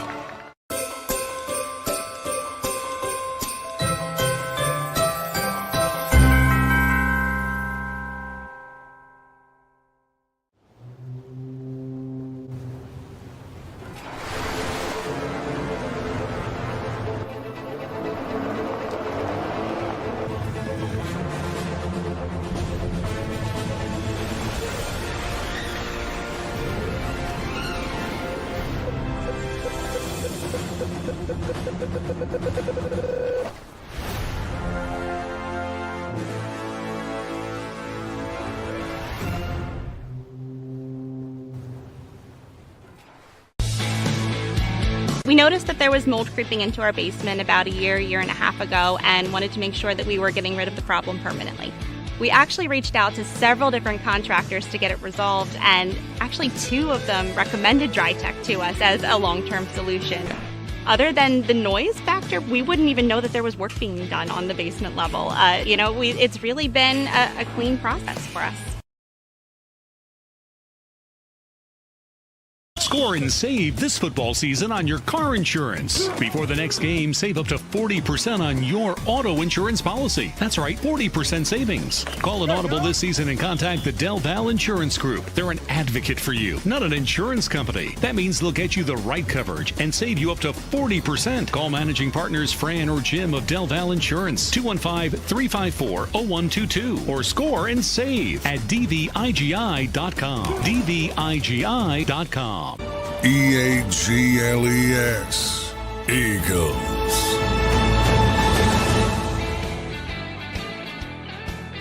Big Sills National Football Show. Do me a favor. Please hit the like button. I appreciate you guys very much. I mean, pretty cool number here. NBC is reporting that 37.8 million people watched that Eagle-Ram game, making it the 4th most watched game on NBC since 1988. The number one game was the 94 game between the Chiefs and the Oilers, where 41 million people watched it. This is fourth all time for NBC. The numbers have just been insane. I think something like 40 million people, 42 million people watched the Ravens and Bills game. NFL's a monster now. The numbers are just off the charts. It's the number one most watched television show now is NFL football. There's nothing that you can invest when it comes to a sitcom, when it comes to anything that rivals what the NFL has. I mean, the NFL gets 40 million people in some of their primetime games, and the NFL is just absolutely waxing the room right now with the NBA. The NBA's losing viewers, losing people to subscribers on ESPN. The NBA is losing people watching their sport. The NFL is gaining people watching their sport. You know what the difference is? It's easy. They give you pure sports and drama. What's the one thing that everyone said about that Rams and Eagle game this past weekend? It had drama. Okay? Missed opportunities, turnovers, sacks, snow, the theater of what was next, NFC title game, all of that. It's the ultimate reality TV show that nobody knows what the ending is going to be. TV shows, you kind of have a script. There's no script to this. I mean, it really does. You sit on pins and needles when you get a game like that. Shit, even the AFC game between the Buffalo Bills and the Ravens, that had high drama in it. That, to me, is what makes the NFL so great. And do you know what else makes the NFL great? You know what happened to baseball and hockey? Expansion has destroyed those teams. Expansion hasn't killed the NFL because they did it right. They didn't oversaturate the market. It's once a week. Well, now it's different now because you get Thursday, Saturday, Sunday, depending on where you are in the calendar for the NFL. Monday night games. Okay, there's more frequency of the games, but still, it's not like baseball where you have a 3-game set or a wraparound series on a Saturday, Sunday, and a Monday. You don't get that. Baseball's become too regionalized. And absolutely, what Yale is saying, the parity in the sport also has played a factor. Dude, the shittiest teams in the NFL does one thing that's even more remarkable. You know what it is? They don't want their teams it's more important for the teams that are shitty to get better because they look at it. That's why there's profit sharing. There's no guaranteed contracts. The NFL does not run like the NBA. Adam Silver is a friend of mine, has been a friend of mine for 45 years. I've known his wife since she went to West Hill High School in Stanford. I know these people. They lived in Portchester. He's been on my radio show. One time he came on my radio show, Adam Silver, for 20 minutes. We did 3 segments with him. Jim Rome couldn't believe it. But I know him. And I personally just don't think the NBA is being run right the same way that David Stern ran it. David Stern ran it. Okay? The players kind of run it now. And I think that's a problem, and nobody's watching the NBA. Plus, the NBA players want to tell you their politics. Let me tell you one thing about LeBron James' politics. I don't give a fuck about his politics.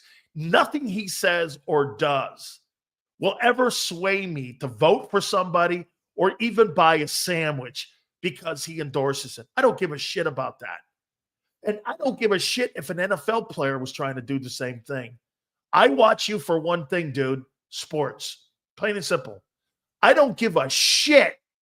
Like, when people were getting all those celebrities to endorse the Biden folks, and by the way, I'm not ripping on them. I'm ripping on the people who think they have say. Somebody was telling me about, well, that one celebrity endorsed. I'm like, I don't give a shit about Robert De Niro. Robert De Niro's an actor. I go to his movies. I don't go to pep rallies to hear his politics. I don't give a fuck about him. He has no influence on me. You know what's influence? My wife, my family, my friends, some. That guy has none. But the NBA believes that they can tell you. And they think those guys have they don't. Just because you have a lot of viewers and a lot of Instagram followers and X followers, that doesn't mean dick to me. I don't give a shit. One day they'll figure that out. You know who matters? The sports fans that are in the seats. Not the celebrities. Celebrities fuel the entertainers and sports athletes. It's not vice versa. They're who they are because of you. Not them because them. They're where they are. Athletes are where they are, put up on the pedestal. 42 million people watch the Bills and the Ravens. 38 million people watch the Eagles and the Rams. You did that. The shit you do for me and my show on a smaller scale is enormous. It's not just me. Hey, I'm here, I'm over here, I'm all over the place at times. I know. But I'm here because of you. Because if you ain't watching, I'm fucking dead. You know who doesn't tell you that? The egomaniac. And I used to be that guy. Without you folks, this shit going nowhere fast. Okay? The super chats that Bob Brown did, or M. Reyes, or any of these other guys, and Sue, all these people. You kidding me? I'm dead without you. I know that. I'm dead without you. It's over. It's over.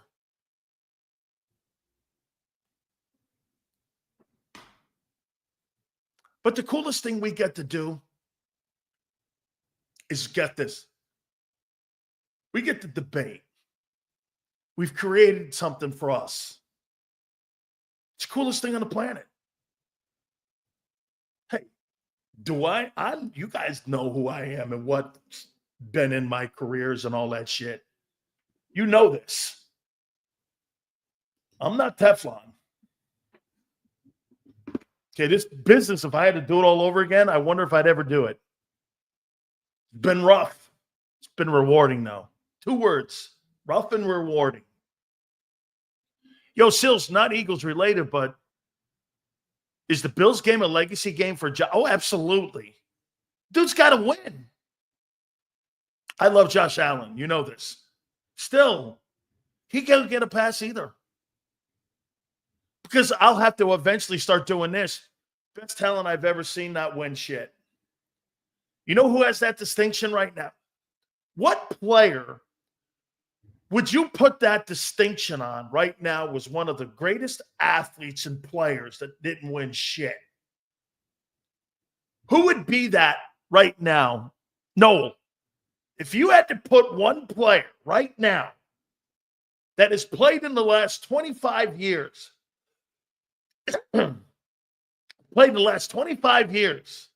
that was one of the most gifted athletes you've ever seen, didn't win shit.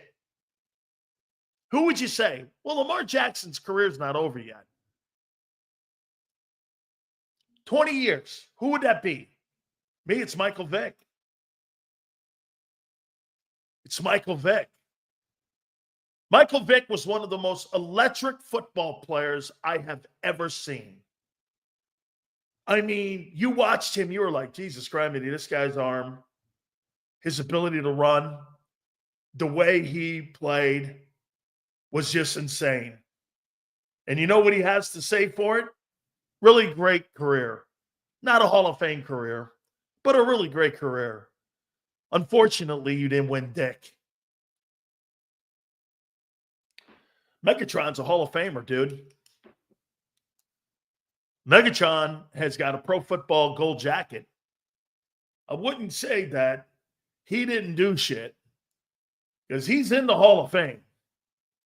Moss is in the Hall of Fame. Okay, so Vick is not a Hall of Famer. Dude, Michael Vick was incredibly gifted to watch. It was absolutely incredible. Hit the like button, guys. Appreciate you guys very much.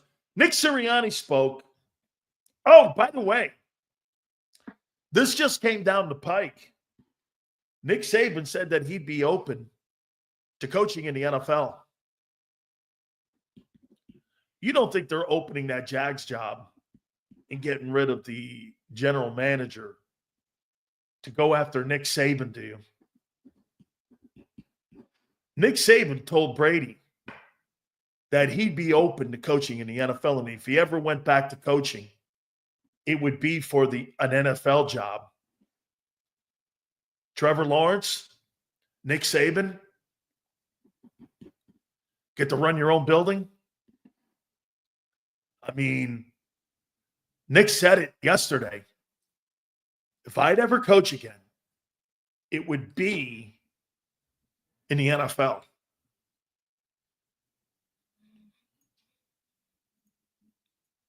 Would I listen to that? Yeah. What would be the biggest advantage that Nick Saban would have over every coach in the league? Do you guys know? Do you guys know what his advantage would be?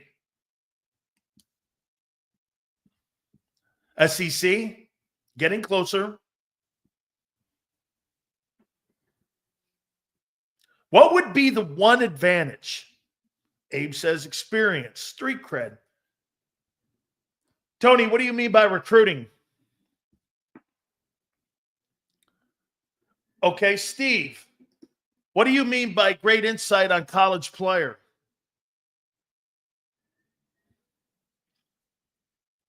You guys are close.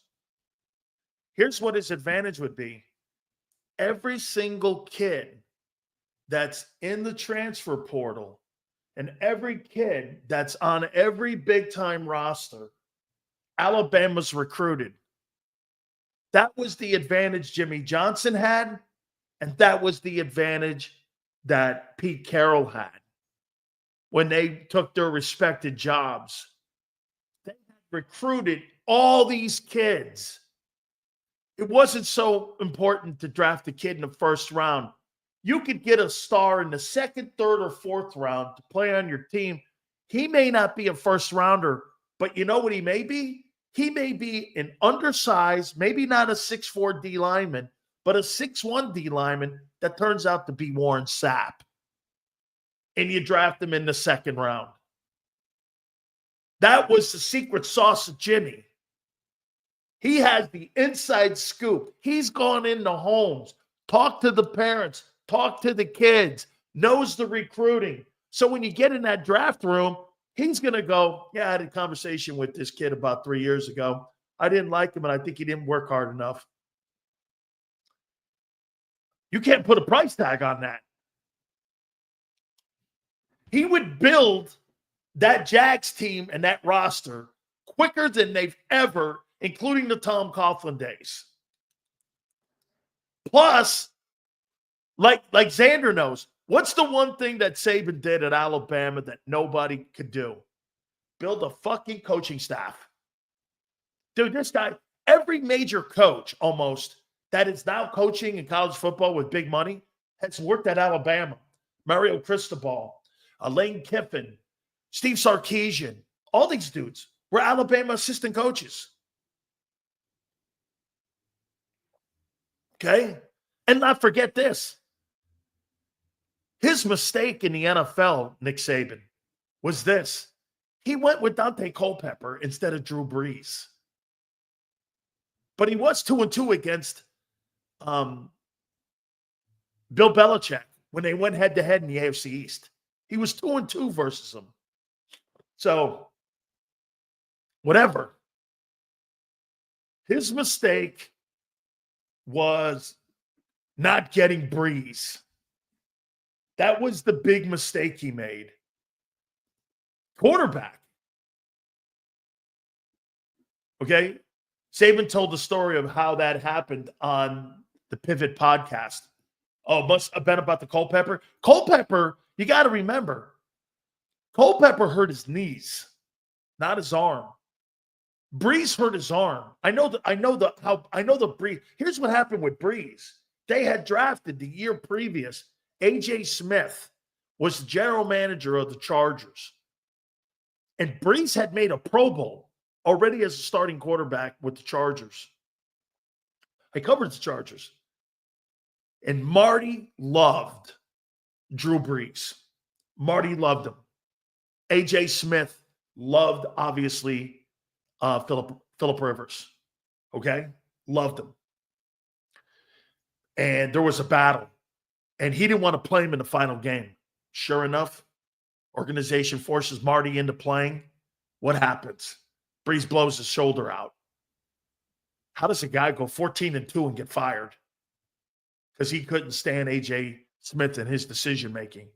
My opinion, if Drew Brees had stayed in San Diego, the team would still be there because I think they'd have won a Super Bowl.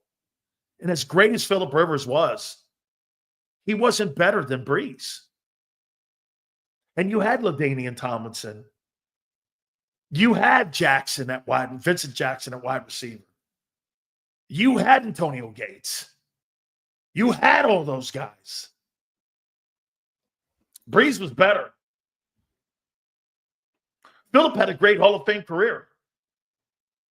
Great Hall of Fame career. Marty Schottenheimer went 14-2 and got fired because he told A.J. Smith to go to hell. That's a fact. I know that. I've talked to Marty when he was alive, and I talked to A.J. when he was alive. Yep. And then the other thing was this. Dr. Andrews put back Brees' shoulder. Nobody on the planet believed that Drew Brees was going to come back from that catastrophic shoulder injury. He had shredded it. There was no way he was supposed to even pick his arm up and throw the ball. Andrews put it back together, and then Drew Brees went on to that Hall of Fame career under Sean Payton. I mean, and the Dolphins, I covered the Dolphins then. I was on QAM down in South Florida. Saban would come to we would go and do, Xander, we would go and do like the training camp. And so I'd be down there. Nick Saban come right on my program. He'd see me every morning. He'd sit down.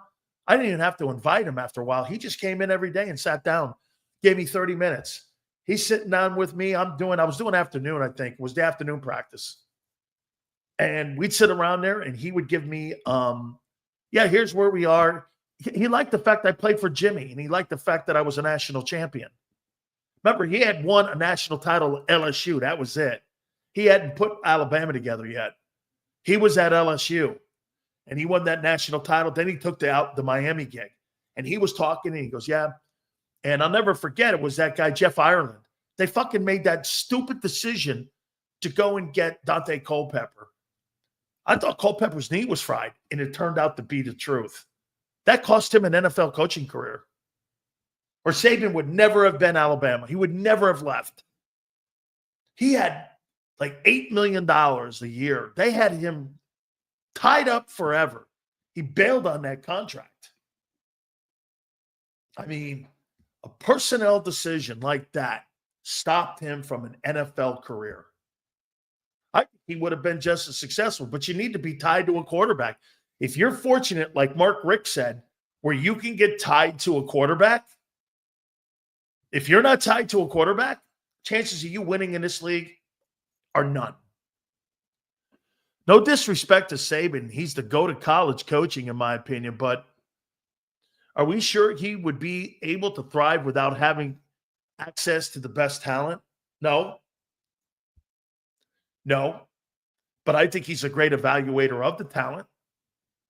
Dude, look at the wide receivers and special teams guys that he has in the NFL. Najee Harris, Derrick Henry. You've got a star in Devontae Smith. I mean, Roquan's a Georgia guy, excuse me. Look at all the guys that played for him. Landon Dickerson. I mean, he recruited the shit out of people, and he did a great job evaluating them. Dude, Alabama didn't have a depth chart. You're not going to post a depth chart in Alabama. Are you nuts? I loved what he did. He would never post a depth chart. You know why? There's 5-star kids all over that place. You're not going to look at a kid from Bessemer, Alabama, and turn around a kid from Baton Rouge, and they're both the same and go, well, you're second team. I'm not doing that either. I'll post who plays on Saturday. I'm not posting a depth chart. Okay? And he never posted a depth chart. Everything was by merit. Okay? It was by merit. If you practiced great that week, you played. If you didn't, you didn't. Dude, that guy had so many great players at Alabama. He told Alvin Kamara it'd be in the best interest for him to transfer. And guess what he did? Hey, you want to stay in the SEC? Go right ahead. You can go to Tennessee. What? I'm not sending Alvin Kamara to Tennessee. He didn't care. He looked out for the kid. That was a great move for Alvin Kamara. Alvin Kamara is one of the best dual-threat backs in the NFL. He's a great football player. But when you got Najee Harris and Derrick Henry and you got Mark Ingram and guys like that running the ball for you, there ain't a lot of room, man. I think he'd be okay. I tell you what, I'd definitely interview him. I would definitely bring him in and go, what do you think? What do you think we should do in the draft? Who do you like in the draft? What guy are you looking at here? I mean, I definitely would like to know what he's thinking. When you hear him on game day, dude's brilliant. Do me a favor, guys. Please hit the like button. We're going to talk a little bit about what Nick said today, too. I thought Nick had a good one here. Who would you trust more as a head coach, Gruden or Saban?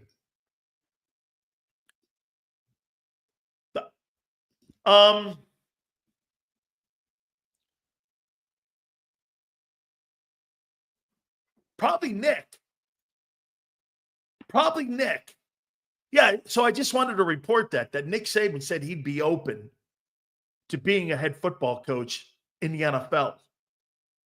So, I mean, I'll say it again. If you don't get tied up with a quarterback as a head coach, the chances of you winning, I don't care if you're Bear Bryant or if you're George Halas. You're not going anywhere. Before I get Joe Theismann on, look at the great, only one guy did this, and he played for him. That's Gibbs, who had 3 different dudes take the team home across the tape. Chuck Noll, what did he do after Bradshaw? I missed it. What? Again, now we'll never know what happened with Bill Walsh out in San Francisco but what did he do? He had the heir apparent ready with Steve Young, saving him from a stupid Buccaneer organization that I played for. He saved his ass from that organization, but he was tied with a guy. Staubach and Landry were tied together. You don't have the coach and you don't have the quarterback. You're not going anywhere. You're just not. You got to have the guy. Hey, you got to have the guy take you across the tape. However, the coach is the jockey. Okay? He's the jockey. The quarterback is going to take you across the tape because a guy like Theismann's going to look at Joe Gibbs and go, yeah, this guy's game plan is going to win it for us. And you know what you do? You buy into one another. It's blind faith. If any of you are religious, football players are religion to this. My coach is going to get me a championship. That's blind faith. That's a religion that players live by. That coach is going to get me my title. I'm buying. Same thing. All right. Speaking of faith, I saw Joe Theismann at the national championship game, and I'll tell you this about Marcus Freeman. I am a psychotic fan of his. I love the guy. Now, Big Sills doesn't really, I had Terry Hanratty give me a little bit of zizzers a couple times, because he told me he was 2-0 versus Miami, and I told him I was 2-0 versus Miami. We gave them their worst beatdown, 57-7. Era was really mad at us, whatever. But Hanratty gave me a ton of crap. And there was always that Miami Catholics and convicts. And then I saw Marcus Freeman. I'm like, I cannot not root for this guy. I cannot. And I think he's got Notre Dame heading in the right direction. And who would have thought that Chip Kelly, this is an upgrade. Let's bring in the former Notre Dame Fighting Irish and NFL most valuable player, our dear friend Joe Theismann. How you doing, Joe? I'm good, Dan. How are you? How'd you like that, man? I mean, do you feel the same way I do about Marcus? Oh, absolutely.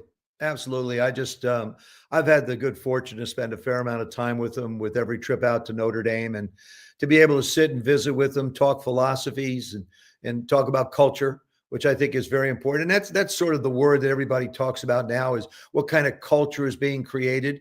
And I think he's done a fabulous job with those young men at the University of Notre Dame. And, take into consideration, Sam Hartman was the quarterback a year ago. Riley Leonard's the quarterback this year. Somebody could be Steve Evanelli, could be the quarterback next year. Our defense was fantastic. Al Golden was incredible. Mike Denbrook did a terrific job, I think, with our offense and, handling the running game. And Marcus did a fabulous job with him bouncing back after we lost to Northern Illinois. I mean, you have to get guys to believe. That's the whole thing. You touched on it, Dan, and you mentioned some great names. The whole thing was, conceptually, does it make sense to the player? Don't kid yourself. If players don't like it, they're not going to put the effort in. You think they will, but they'll give you 90%. You can get by on 90%, but you're not going to get 100 because they just don't believe. Marcus had everybody believing.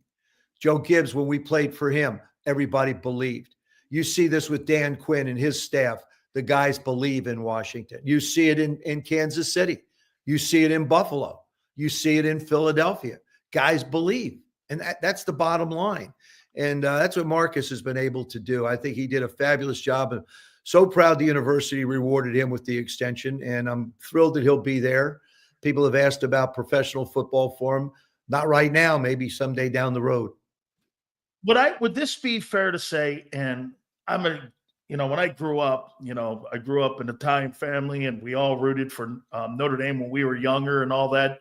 They're in Connecticut. So, it was all about, the Irish and the Subway New Yorkers that were all Irish fans. And I'll ask you, don't you think it's tougher today to coach at Notre Dame than it was even during Era's time because of NIL, because of back in the day, the 85 roster scholarships? That kind of made the parity across the board. And I'm not saying who's a better coach here. I'm saying, do you think it's tougher now, especially with your admissions requirements? I say this all the time about Notre Dame, Joe. When Alabama recruits 20 kids, they're getting 20 kids in the building. When Notre Dame recruits 20 kids, admissions is going to look at that and go, I think you're going to get 10 of those guys in here because it's a high standard. Not necessarily, Danny. It is a high standard. Absolutely. I really feel like, the young men that play at the University of Notre Dame want to be Notre Dame players. It's interesting. When you watch a college football game, so often you hear somebody say that, well, this guy came from that university and this one came from that university. But you don't really ever, when you listen to all college games, you don't ever hear somebody say, well, this person transferred out from Notre Dame or went into the portal from Notre Dame, which I think speaks volumes for us being able to bring the players in that will be a part of that team and then also keep them. I think today, being a college coach, and this is one of my dear friends, Bill Belichick, jumped into the fire.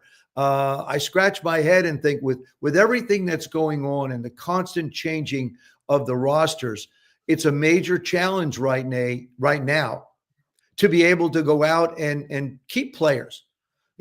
How much money can you pay them? Yeah. It's a mess right now, but unless the NCAA gets a handle on this thing, it's even going to become worse, because what's going to happen, Dan, is the universities that have deep, deep pockets are going to go pay the players to come there and play. Whether they're good or not, they're going to take it away from the other universities that would have an opportunity to compete, except that they can't compete economically. College football today is not as much about the players competing as it is about the pocketbooks of the university. Used to be the pocketbooks of the alumni. Now it's the pocketbooks of the university. And I think it's just not healthy for the sport, and it's not healthy for college football. Absolutely. Everybody's becoming SMU now back in the day here. So let me get into Washington here. No comment. Right on. Hey, you've got to be surprised where the Washington Commanders are right now. I mean, come on, Joe. I mean, NFC Championship game. I mean, I know Adam Peters has done a great job. The environment has been changed. There's an excitement now again in DC. I mean, but you have to be surprised. Yeah, I mean, to sit here and say that we expected, if you're a Washington Commander fan and you said, well, I knew in the beginning of the year they were going to play in the NFC Championship game, get out of Dodge. I mean, this was a football team that really had so many new parts to it, Dan. I mean, new head coach, new staff. Basically, almost every member of the staff is new. New front office, new players, all the players that came in that were brought in. I looked at the roster at the beginning of the year, at the first game. I think 60 or 65% of the starting 22 had never put on a Commander uniform before. Guys like Bobby Wagner, and you've got different guys in different positions that really had just sort of grown and come together. It's a great locker room. These guys care about one another. When I had the chance to broadcast, and I traveled to different cities, and I'm not like every announcer has the opportunity today to actually meet with the other team, but I would walk around in a locker room, and I would be able to find out and sense whether this team liked one another. You feel the energy, you listen to the conversations, you look at the bonding that's being done, and you say to yourself, this team has a chance to be good. And then I'd walk in other places where there'd be sort of a group of guys one place, a group of guys another place. Guys would sort of go out on the field, really hardly ever say anything to one another. Those places existed, and I thought, man, that's a tough environment to have success in. You don't have to love everybody. It isn't a love fest. But everybody respects the job that they do. And then on top of that, which I think is the most important part of it, is they hold each other accountable. Not only in a game, you're held accountable in practice to go as hard as you can to make me better. And I always think of Darrell Green in this regard. Darrell was so quick. His quickness was incredible. Obviously, a Hall of Famer, got his jersey retired this year. Every accolade that he earned, he deserved. But I used to have to be on time and on rhythm if I wanted to beat him with my throws. And so he actually made me a better football player because he worked so hard at being a better football player himself. I think one of the advantages that you had, along with the Niners, that a lot of people don't get when you didn't have free agency, when you got Darrell Green there and you got the receivers that you had, and you had John Riggins, and you had the linebacking core, when you're going against great players every day in practice, your Sundays are easy. Well, because you're playing against great players all the time. And like I say about this kid Quinyon Mitchell that the Eagles have, I say this, when you're lining up against A.J. Brown, and he's stopping to school you and teach you what he's trying to do on a free release or an inside release, there's no doubt that is a schooling that you're not going to get from just a coach sitting there drawing it up. Hey, I want you to do it this way. When you have players like that in the locker room, and Beathard is putting those players out there, I mean, and you have the coaching staff that you guys had with Joe Bugle and the O-line, plus Joe calling the plays, that's the culture you're talking about, isn't it? Yes, it is. Absolutely. It's exactly what you're talking about. Players willing to help one another. And even those, the starters willing to help those behind them. One of my favorite movies is Mel Gibson's We Were Soldiers. And in that line, he basically says, I want you to teach the man in front of you. I want you to teach the man behind you your job. Yeah. And I want him to teach the man behind him your job, so that everybody's ready to go. This, the saying is next man up. And that's what a lot of teams have had. We've been very lucky. We've lost some players, but we've had some come back. Lattimore's back, which I think is a big help for us in the secondary. Bobby seems like his ankle's not that bad. And Frankie Louvu is just phenomenal. I mean, they're just everywhere you look, you've got players making plays on this football team. Receivers that nobody really has thought a lot about, guys that have come from other places and stepped up. De'Ami Brown's had a great playoff run.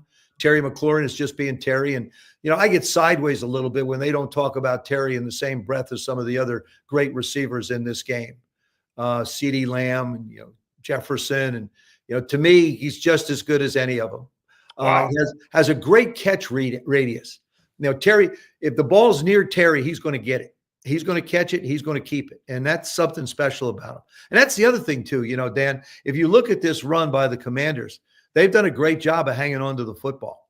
It reminds me a year ago of the Kansas City Chiefs. They're in the year, I think, they got to like the last 2-3 games of the season and they dropped like 35 passes. Patrick actually had a really good year, be it for the fact that the guys kept dropping the ball on him. Yeah. And now all of a sudden they got towards the latter part of the season, then into the playoffs. They caught everything. And it made a difference. And that's really where your passing attack comes from, is guys being able to make plays. And I put Jaden Daniels' ability to throw the ball down the field up against anybody in the NFL. I don't care who you want to put out there. Drew Brees was a great thrower. Russell Wilson has had the ability to throw the quote-unquote balloon ball. But Jaden's just he's special. I'm running out of superlatives to be able to describe him. And all I can really think of is he's a very, very special individual. He's a very unique quarterback. And, we're so glad we have him as a part of our football team. How about this, Joe? Vic Fangio said this yesterday about him. He goes, the only thing that doesn't add up is his birth certificate. He goes, because Vic was like this. He goes, this guy here, man, he sits back in that pocket and he is so calm there, and he's always looking downfield. He's just got an intangible. And I've told you this before. I had Herm Edwards on with me, and he told me he's just, his journey. And Joe, you and I have talked about that. His journey, his growth and everything. Is there one thing, though, for you that has really stuck out with him where you just went, man, the best is yet to come with him? Because like you said, you can make an argument right now. Top 10? Hell, I'm looking at top 5 the way he's I am playing too. right now. I'm saying right now, top 5. I absolutely, no question. I think his composure is the one thing that jumps out. Having the ability to run is a blessing and a curse, because the ability to run, if you have to, is a blessing.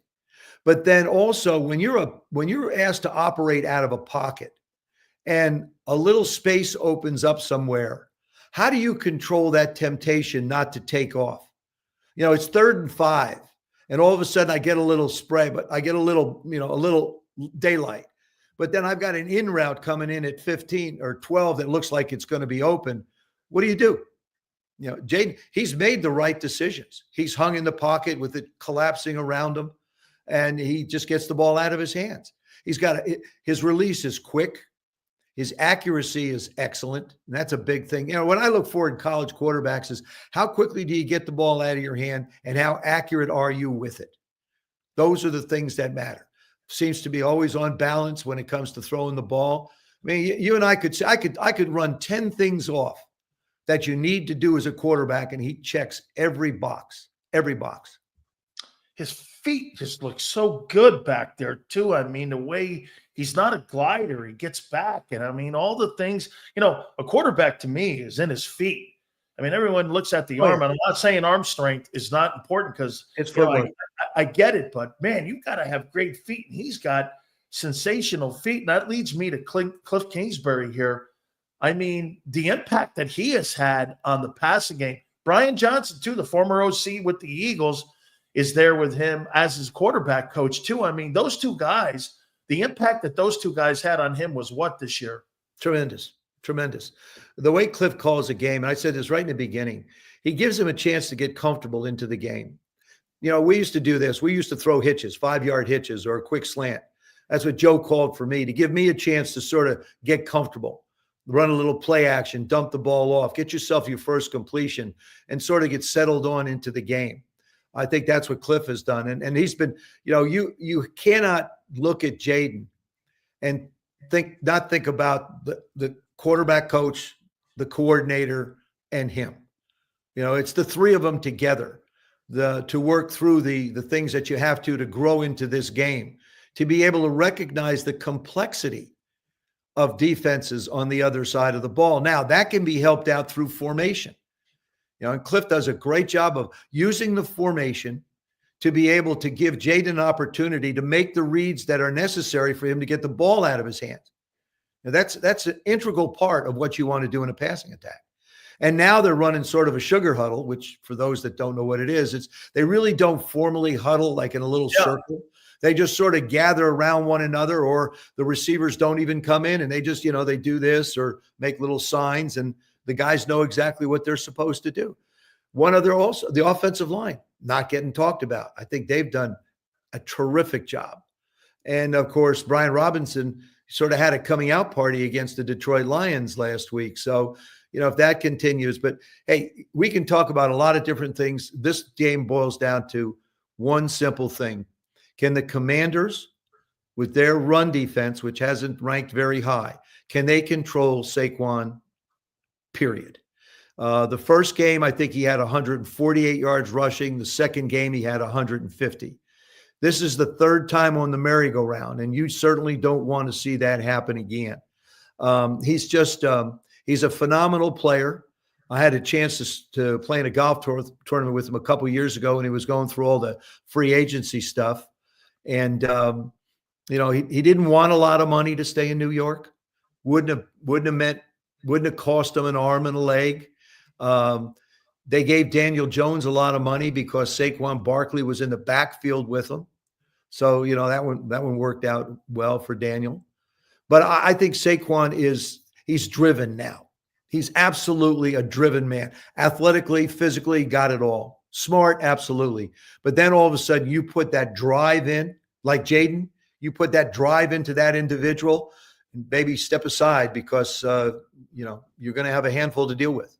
Absolutely here. A couple more here for you here, Joe. I got this here too, that, I had a chance to go down to Isle Morada to be with my former coach, Jimmy Johnson, and Belichick was there. And I asked him a question about how he and Tom would go back and forth and play war games, almost like the old battleship game. They're sitting there. What do you do on minus 20, yep. 3rd and 4, 3rd and 5, 3rd and 6, 3rd and 8, all this. And you're going out and you're playing it in your mind situationally on what you're going to do with those circumstances. As you know, no game plan is always going to go verbatim here, no matter what you think it is. And I'm wondering how that also works with Dan Quinn. Here's a guy that's got three conference championship rings with a defensive mind, either what he did up in Seattle when he was the coordinator up there with Gus Bradley, right, and now what he's doing with this group, who last year didn't look as good as it does now, and they've gotten better. I wonder his impact on Jaden Daniels, what you might see with an offense, say with Kellen Moore, because I would think he's one of the better coordinators. He got a Super Bowl ring in Seattle being a defensive coordinator. He's one of the better guys. How much does that play into it? I think his calm, it carries over to the football team. His willingness to go for it on 4th down is the trust of his football team. And the guys know that Dan has their back. That term player coach. Yeah. We've all dealt with that, Danny. It's not a guy who succumbs to the wishes of the players. It's a coach that sets a standard. He says, this is the way we're going to do things. We're going to hold each other accountable to this standard. And then he doesn't waver from it. He doesn't waffle and, oh, well, let's make an exception for this individual. Or let's make an exception for that individual. No, this is the standard under which you're going to be a commander, period. And then you have the veterans come in to help you, carry that through. But I really feel like, I really believe that Dan's just done a fabulous job. And, Dan's not going to go out and call plays for Cliff. I mean, he's going to make a decision on 4th down whether to go for it or not. But, they've rehearsed this enough. It's funny. I think about practices for the Commanders now. We used to get into, when we were there, right? You get through 3rd and 1. That's really as far as the numbers went for you in your head. We had 4th down plays, but it would be one of the 3rd and 1s. Now, all of a sudden, around the league, whether it was Dan Campbell, or Dan Quinn, it doesn't matter where you're looking. You know, Andy does the same thing. And we've seen Andy do it a number of times in Kansas City. You know, up in Buffalo, they're doing the same thing. In Philadelphia, you know, fourth down has become almost the most important down in football. Used to be first down, get yourself a chance to get to manageable yardage. Now it's like, hey, fourth down, we've got to convert. And the coaches aren't shy. They'll do it on their own 35. I know. You know, I mean, that's trusting your defense. If you do that, Marcus Freeman did it in the national championship game, and Notre Dame stopped them.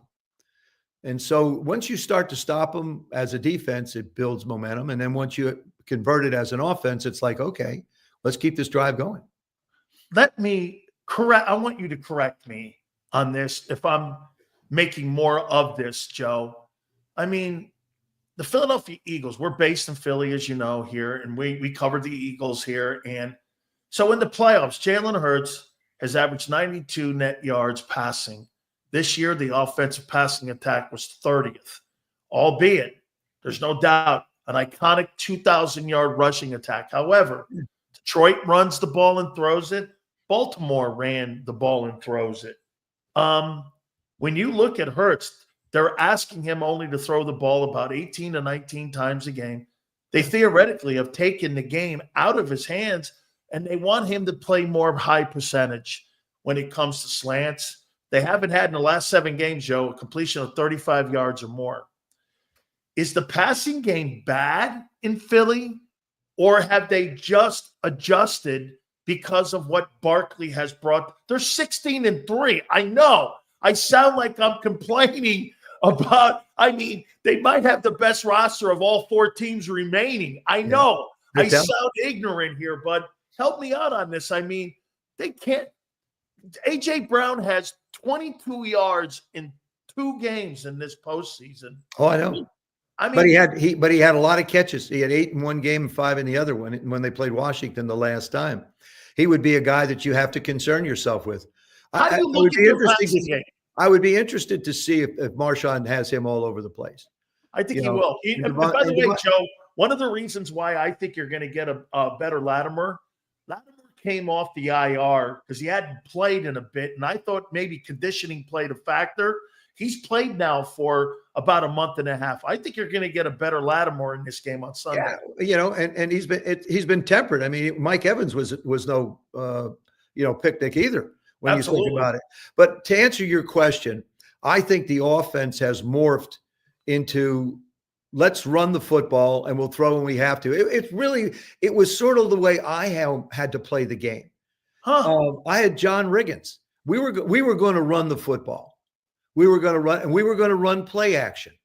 Now, we didn't work out of the gun like the guys do today, but Jalen's, there's more pressure on you as a quarterback when you're throwing the ball 16, 17, 18 times a game than when you're throwing it 30, 35 times a game, because the time you're being asked to make a throw, when you throw it less, it has to deliver. I mean, the onus is on you to complete the ball to keep the drive alive so that we can go back into our rhythm. I mean, listen, wide receivers, they're the debutantes of our game. Okay. They're the ones that, if they're not getting, they're complaining. I'm not getting enough targets. I'm not getting enough catches. And that's just the nature of the animal. I think in Philadelphia, and AJ's made it very clear that, he wants to be a bigger part of it. Devontae the same way, want to be a bigger part of it, but you got a terrific tight end. I mean, there's only one football. Okay. And this is, a lot of guys don't understand that. I can call a play, and if somebody double covers you, you're not going to get the ball. And if they do that a whole game, you're never going to get the ball. And I'm not going to call a play to force it to try and get you the ball. To me, I've always, being the quarterback, I'd love to get everybody involved. What I used to insist on, and sometimes I even audibilized to it, is Art Monk was never a problem. Never a problem. But sometimes if you stand out there away from everybody and you don't get a ball in the first quarter, and you don't get a ball midway through the second quarter, they're like right fielders in baseball. They're just not going to hit it my way. And then all of a sudden the ball comes to you and you're like, oh, wow, you're a little surprised. And it's not as smooth as you'd like it. I used to love to try and get Art involved within the first 2 series for sure. Get his hands on the ball, get him lathered up a little bit, let him get hit a little bit. And with Virgil and Alva, it was the same way. Let's give him a chance to really get into the flow of the game. And Charlie, I think what Philadelphia has done is they have become a team that knows that they have to run the football if they want to be successful. They believe in their defense. They believe that they're that good to be able to stop people. And then they'll pick their spots where they want to throw. That's who they are. Now, the Eagle fans, I don't really think they care. They want to win a football game. I know it, hey, listen, I played in Philadelphia. I know what that's like. That is not an easy place to go. And I guarantee you, as a player, when you're not winning, it's not an easy place to be. But I really think that offense has developed into one. And Kellen's one of those guys that loves to run the football anyway, to a degree. If he had his druthers and had the players, you'd want to be able to run the football and control it. Like I said, I feel very similar to the way Jalen feels when it comes to the way I played in Washington with John. With John and Joe Washington, I had 2 guys that could run the ball all the time. Did you have to buy into that? I mean, listen, all that mattered to me was winning. Hey, I didn't care. But not everybody thinks like that, Joe. Well, then if they don't want to think about winning, then they aren't gonna. Let's put it that way. Okay. If you think that it's all about you, you're kidding yourself. If you think you have to be the star, you're kidding yourself. And I would say this to any wide receiver out there. Maybe you're not catching the ball, but if you blocked your rear end off, you could make that one block on a safety. You could make that one block on a corner to give that running back to score a touchdown, and you win a world championship. It changes your life.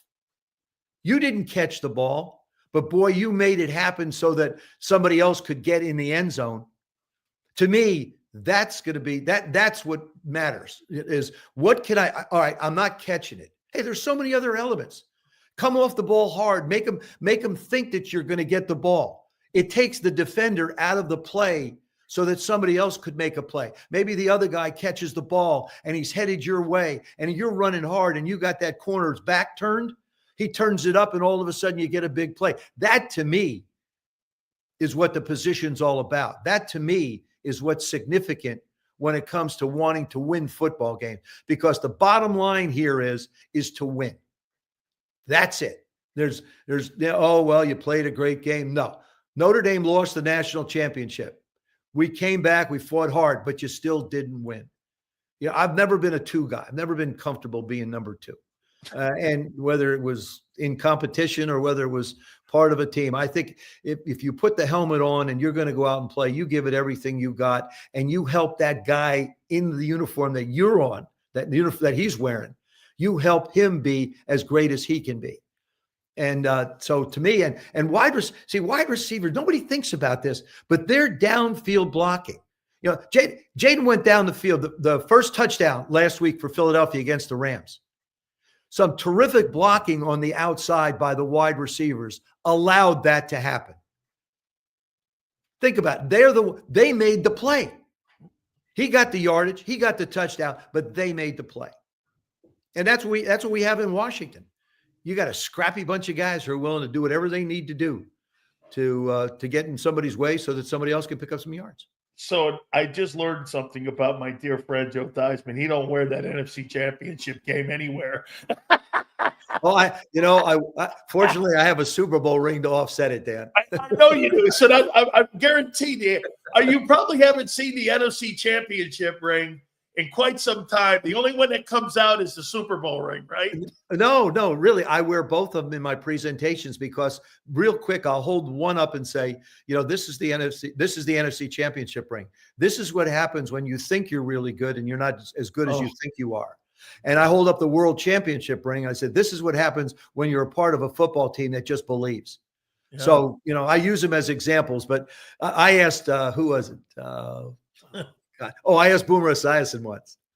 I said, this is many years ago. I said, Boomer, You ever wear your AFC championship ring? He said, heck no.